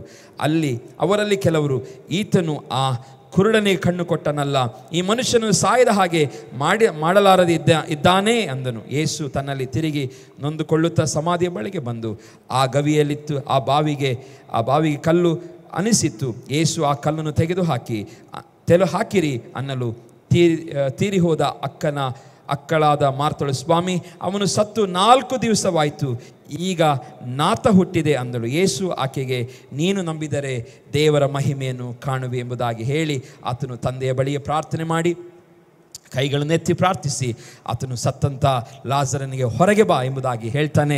ಹೀಗೆ ಆ ಸತ್ತಂಥ ಲಾಜರನು ಹೊರಗೆ ಬರುತ್ತಾನೆ. ನಾವಿಲ್ಲಿ ನೋಡುವಂಥದ್ದು ಸಂಗತಿ ಪ್ರಿಯರೇ, ಮರಣದ ಮನೆಯಲ್ಲಿ ದುಃಖದ ಸಮಯದಲ್ಲಿ ಯೇಸುವಿಗೆ ಯಾವ ಪ್ರಯಾರಿಟಿಯನ್ನು ಕೊಡಬೇಕಾಗಿತ್ತು ಆ ಪ್ರಯಾರಿಟಿಯನ್ನು ಅಕ್ಕ ತಂಗಿಯರಿಬ್ಬರು ಕೊಡುತ್ತಾರೆ. ದುಃಖದ ಸಮಯದಲ್ಲಿ ಹಾಲೆಲೂಯ ನಾವು ಈ ಸಹೋದರಿಗಳಿಂದ ಕಲಿಯುವಂಥ ಮಾರ್ತಾಗಿರ್ಬೋದು, ಮರಿಯಳಾಗಿರ್ಬೋದು, ಕಲಿಯುವಂಥದ್ದು ಏನಂತ ಹೇಳಿದರೆ, ದುಃಖದ ಸಮಯದಲ್ಲಿ ಅವರು ಯೇಸುವಿಗೆ ಏನು ಮಾಡಿದರು? ಮೊದಲನೆಯ ಸ್ಥಾನವನ್ನು ಕೊಟ್ಟರು. ಹಾಲೆಲೂಯ. ದುಃಖದ ಸಮಯದಲ್ಲಿ ಯೇಸುವಿಗೆ ಮೊದಲನೇ ಸ್ಥಾನ. ಇವತ್ತು ಪ್ರಿಯ ದೇವ ಜನರೇ, ನಿಮ್ಮ ಕಷ್ಟದ ಸಮಯದಲ್ಲಿ ಮೊದಲನೇ ಸ್ಥಾನ ಯೇಸುವಿಗೆ ಕೊಟ್ಟು ನೋಡಿರಿ. ಹಾಲೆಲೂಯ. ನಿಮ್ಮ ಜೀವಿತಗಳಲ್ಲಿ ಮೊದಲನೇ ಸ್ಥಾನ ಯೇಸುವಿಗೆ ಕೊಟ್ಟು ನೋಡಿರಿ. ಆತನು ಹಾಲೆಲೂಯ ಎಂಥದೇ ಸತ್ತಂಥ ಅನುಭವದ ಪರಿಸ್ಥಿತಿ ಅಂದರೆ ಹಾಲೆಲೂಯ ನಿಮ್ಮ ಜೀವಿತದಲ್ಲಿ ನಿಂತಹ ಪರಿಸ್ಥಿತಿಗಳು, ಕಣ್ಣೀರಿನ ಪರಿಸ್ಥಿತಿಗಳು, ಹಾಲೆಲೂಯ ಯಾರು ಸಹಾಯವನ್ನು ಮಾಡಲಾರದಂಥ ಕೈ ಬಿಟ್ಟಂಥ ಪರಿಸ್ಥಿತಿಗಳನ್ನು ದೇವರು ಬದಲಾಯಿಸಲಿ ದೇವರಿಗೆ ಸಾಧ್ಯವಿದೆ, ಯೇಸುವಿಗೆ ಸಾಧ್ಯವಿದೆ ಪ್ರಿಯರೇ. ಹಾಗಾಗಿ ಇಲ್ಲಿ ನಾವು ನೋಡುತ್ತೇವೆ, ಹಾಲೆಲೂಯ ಆಕೆ ಬಂದು ಯೇಸುವ ಬಳಿಗೆ ಬರ್ತಾಳೆ. ಯೇಸು ಹೇಳಿದಂತೆ ಎಲ್ಲ ಸಂಗತಿಗಳನ್ನು ಕೇಳುತ್ತಾರೆ. ತಟ್ಟನೆ ಯೇಸು ಕರೆದ ತಕ್ಷಣ ಏನು ಮಾಡ್ತಾಳೆ? ಅವಳು ತನ್ನ ಯೇಸುವಿನ ಬಳಿಗೆ ಹೋಗುತ್ತಾಳೆ. ತನ್ನ ಹೃದಯದ ದುಃಖವನ್ನು ಯೇಸುವಿನ ಮುಂದೆ, ಕಣ್ಣೀರನ್ನು, ಗೋಳಾಟವನ್ನು ಯೇಸುವಿನ ಮುಂದೆ ಹಾಲೆಲೂಯ ಅವಳು ವ್ಯಕ್ತಪಡಿಸುತ್ತಾಳೆ. ಆ ಸಮಯದಲ್ಲಿ ಯೇಸು, ವಾಕ್ಯದಲ್ಲಿ ಓದ್ತೇವೆ, ಮೊದಲನೇ ಸಾರಿ ಬೈಬಲಲ್ಲಿ ಯೇಸು ಹತ್ತಿರುವಂಥದ್ದು ಏನಾದರೂ ಬರೆದಿದ್ದರೆ ಇದೇ ಒಂದು ವಾಕ್ಯದಲ್ಲಿ ಯೇಸು ಸ್ವಾಮಿ ಹತ್ತನು ಎಂಬುದಾಗಿ ಬರೆಯಲ್ಪಟ್ಟಿದೆ. ಯೇಸು ಸ್ವಾಮಿ ಕಣ್ಣೀರಿಟ್ಟನು ಎಂಬುದಾಗಿ ಬರೆಯಲ್ಪಟ್ಟಿದೆ ಪ್ರಿಯರೇ. ಯಾಕೆ? ಆ ಮರಿಯಳ ಗೋಳಾಟವನ್ನು ನೋಡಿ ಆತನಿಗೆ ತಡ್ಕೊಳ್ಳಿಕ್ಕೆ ಆಗ್ತಾ ಇಲ್ಲ. ಆ ದುಃಖವನ್ನು ನೋಡಿ ತಡ್ಕೊಳ್ಳಿಕ್ಕಾಗದೆ ಯೇಸು ಸ್ವಾಮಿಯು ಸಹ ಆ ದುಃಖದ ಮನೆಯಲ್ಲಿ ತನ್ನ ಕಣ್ಣೀರನ್ನು ಆತನು ಸುರಿಸಿದನ್ನು ನಾವು ನೋಡುತ್ತೇವೆ ಪ್ರಿಯರೇ. ಹಾಗಾಗಿ ಅದಕ್ಕೆ ಕಾರಣ ಯಾರು? ಮರಿಯಳಾಗಿದ್ದಳು. ಮರಿಯಳ ದುಃಖ, ಗೋಳಾಟ, ಮಾರ್ತಳಾದರೂ ಸ್ವಲ್ಪ ಬೋಲ್ಡ್ ಆಗಿದ್ದಳು, ಯೇಸುವಿನೊಂದಿಗೆ ಮಾತನಾಡುತ್ತಾಳೆ. ಆದರೆ ಈ ಮರಿಯಳು ಅವಳು ದುಃಖವನ್ನು ತಡೆದುಕೊಳ್ಳಲಿಕ್ಕಾಗದೆ ಯೇಸುವಿನ ಮುಂದೆ ಕಣ್ಣೀರನ್ನು ಹಾಕುವುದನ್ನು ನೋಡಿ ಯೇಸುವಿಗೂ ಮನ ಮರುಗಿತು. ಹಾಲೆಲೂಯ. ಇವತ್ತು ಮರಿಯಳ ಹಾಗೆ ನಮ್ಮ ಕಷ್ಟದ ಸಮಯದಲ್ಲಿ ನಾವು ಯೇಸುವಿನ ಮುಂದೆ ಕಣ್ಣೀರನ್ನು ಹಾಕೋಣ. ಹಾಲೆಲೂಯ. ಯೇಸುವಿನ ನಮ್ಮ ದುಃಖವನ್ನು ಹಂಚಿಕೊಳ್ಳೋಣ, ಯೇಸುವಿನ ಮುಂದೆ ದುಃಖವನ್ನು ವ್ಯಕ್ತಪಡಿಸೋಣ. ಯಾಕೆಂದರೆ ಯೇಸುವೇ ನಮ್ಮ ಎಲ್ಲ ಪರಿಸ್ಥಿತಿಗಳಿಗೆ ಬದಲಾವಣೆಯನ್ನು ತರಲು ಆತನಿಗೆ ಸಾಧ್ಯವಿರುವಂಥದ್ದು. ಹಾಲೆಲೂಯ. ಪ್ರಿಯ ದೇವ ಜನರೇ, ಮರಿಯಳು ಆ ಸಮಯದಲ್ಲಿ ತನ್ನ ಎಲ್ಲ ದುಃಖವನ್ನು ಯೇಸುವಿನ ಮುಂದೆ ಹಂಚಿಕೊಳ್ಳುತ್ತಾಳೆ. ಹಾಲೆಲೂಯ. ಅದು ನಿಮಿತ್ತವಾಗಿ ಯೇಸು ಅಲ್ಲಿ ಸತ್ತಂಥ ಲಾಜರನ್ನು ಎಬ್ಬಿಸುವುದನ್ನು ನಾವು ನೋಡುತ್ತೇವೆ. ಯೇಸು ಮನಮರುಗುತ್ತಾನೆ. ಯೇಸು ಮನಮರುಗಿ ಸತ್ತು 4 ದಿನವಾದಂಥ ಲಾಜರನ್ನು ಎಬ್ಬಿಸಿದನು ಪ್ರಿಯರೇ. ಹಾಲೆಲೂಯ. ಇವತ್ತು ನಾವು ಕಲಿಯುವಂಥ ಸಂಗತಿ, ಯೇಸುವಿನ ಮುಂದೆ ನಾವು ನಮ್ಮ ದುಃಖವನ್ನು ನಾವು ಏನು ಮಾಡೋಣ? ಹಂಚೋಣ. ಇನ್ನು 4ನೆಯ ಮರಿಯಳು ಯೋಹಾನ ಮತ್ತು ಮಾರ್ಕನ ತಾಯಿ. 4ನೇ ಮರಿಯಳವಳು ಯೋಹಾನ ಮತ್ತು ಮಾರ್ಕನ ತಾಯಿ. ಅಪೊಸ್ತಲ ಕೃತ್ಯಗಳು 12ನೇ ಅಧ್ಯಾಯ 11ನೇ ವಚನದಲ್ಲಿ ಓದುತ್ತೇವೆ. ಆಗ ಪೇತ್ರನು ಎಚ್ಚರವಾಗಿ ಕರ್ತನು ತನ್ನ ದೂತರನ್ನು ಕಳುಹಿಸಿ ಹೆರೋದನ ಕೈಯಿಂದ ಯೆಹೂದ್ಯರನ್ನು ನನಗೆ ಮಾಡಬೇಕೆಂದ ಕೇಡಿನಿಂದ ನನ್ನನ್ನು ಬಿಡಿಸಿದನೆಂದು ನನಗೀಗ ನಿಜವಾಗಿ ತಿಳಿದು ಬಂದಿದೆ ಅಂದುಕೊಂಡನು. ತರುವಾಯ ಅವನು ಯೋಚನೆ ಮಾಡಿಕೊಂಡು ಮಾರ್ಕನೆನಿಸಿಕೊಳ್ಳುವ ಯೋಹಾನ ತಾಯಿಯಾದಂಥ ಮರಿಯಳ ಮನೆಗೆ ಬಂದನು. ಅಲ್ಲಿ ಅನೇಕರು ಕೂಡಿ ಬಂದು ಪ್ರಾರ್ಥನೆ ಮಾಡುತ್ತಿದ್ದರು. ಇಲ್ಲಿ ಇಲ್ಲೊಂದು 4ನೆಯ ಮರಿಯಳು ನಾವು ನೋಡ್ತಾ ಇದ್ದೇವೆ. ಯೋಹಾನ ಮತ್ತು ಮಾರ್ಕನ ತಾಯಿ.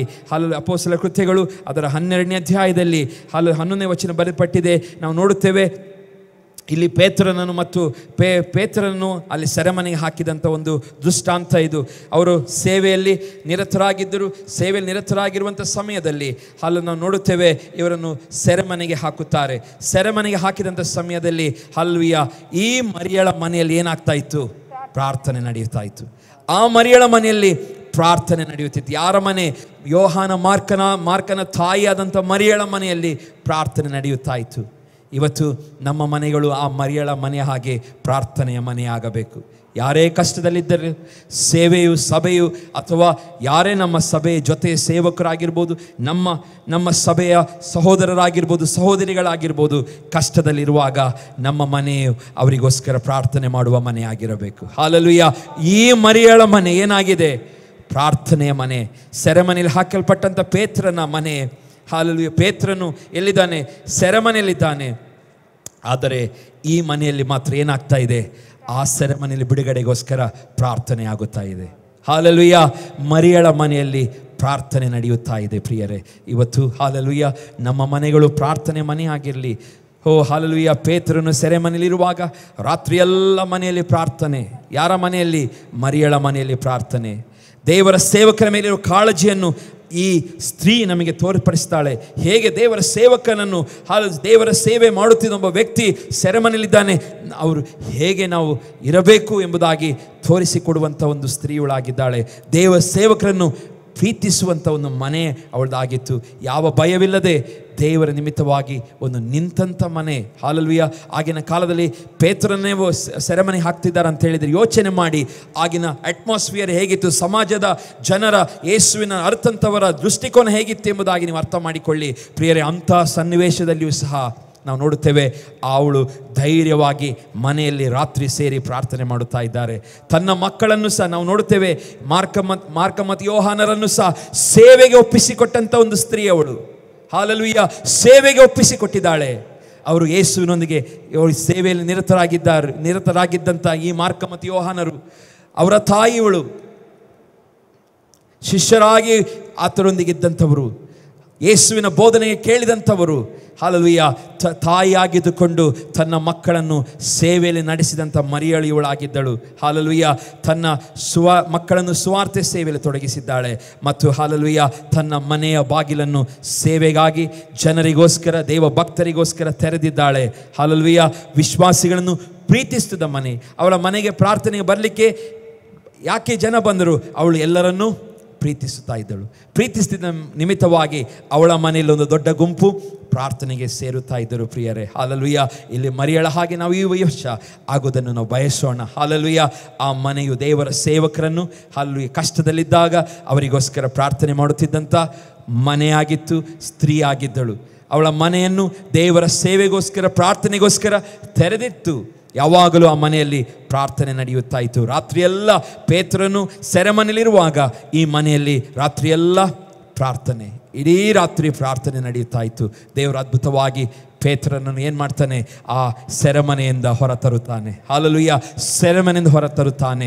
ನಿಮ್ಮ ಮನೆಯಲ್ಲಿ ಪ್ರಾರ್ಥನೆ ಮಾಡುವಾಗ ದೇವರು, ಹಾಲೆಲೂಯಾ, ಅತಿಶಯವಾದ ಕಾರ್ಯಗಳನ್ನು ನಿಮ್ಮ ಮನೆ ಮುಖಾಂತರ ದೇವರು ಮಾಡಬೇಕು. ಹಾಲೆಲೂಯಾ. ನಿಮ್ಮ ಮನೆಗಳ ಮುಖಾಂತರ ದೇವರು ಮಾಡುವ ಹಾಗೆ ನೀವು ಪ್ರಾರ್ಥಿಸಿರಿ. ಯಾಕೆಂದರೆ ಮರಿಯಳು ಆ ರೀತಿಯಾಗಿ ತನ್ನ ಜೀವಿತವನ್ನು ದೇವರಿಗೆ ಸಮರ್ಪಣೆ ಮಾಡಿದಂಥ ಸ್ತ್ರೀ ಆಗಿದ್ದಳು ಪ್ರಿಯರೇ. ನಾವು ಇಲ್ಲಿಗೆ ನಾವು ಮುಗಿಸೋಣ.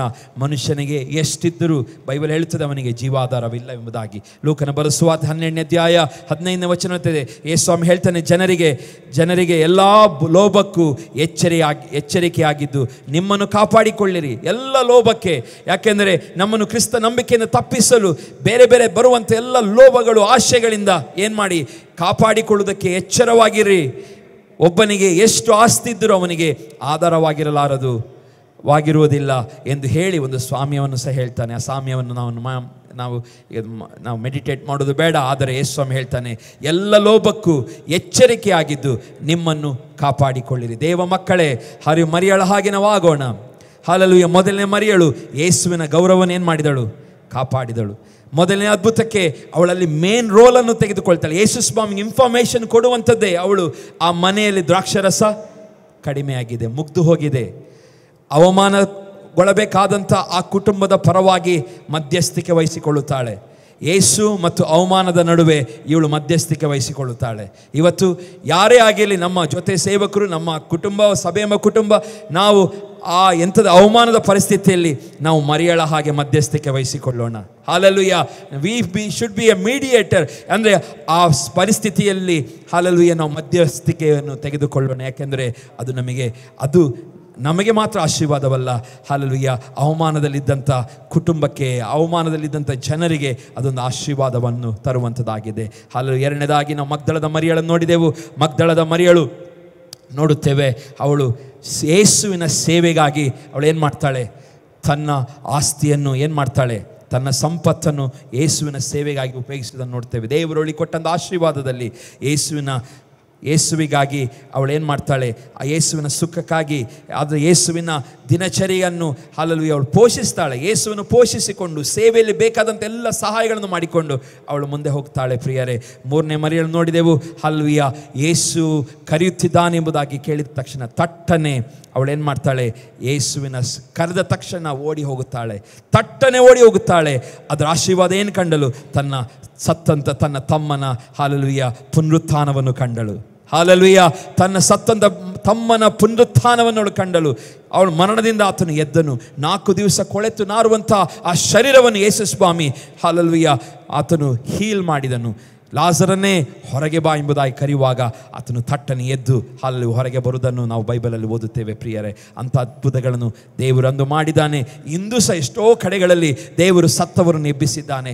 ತನ್ನ ಮಕ್ಕಳು ಪ್ರಾರ್ಥನೆ ಮಾಡುವಾಗ ದೇವರು ಅದ್ಭುತಗಳನ್ನು ಮಾಡಿದ್ದಾನೆ.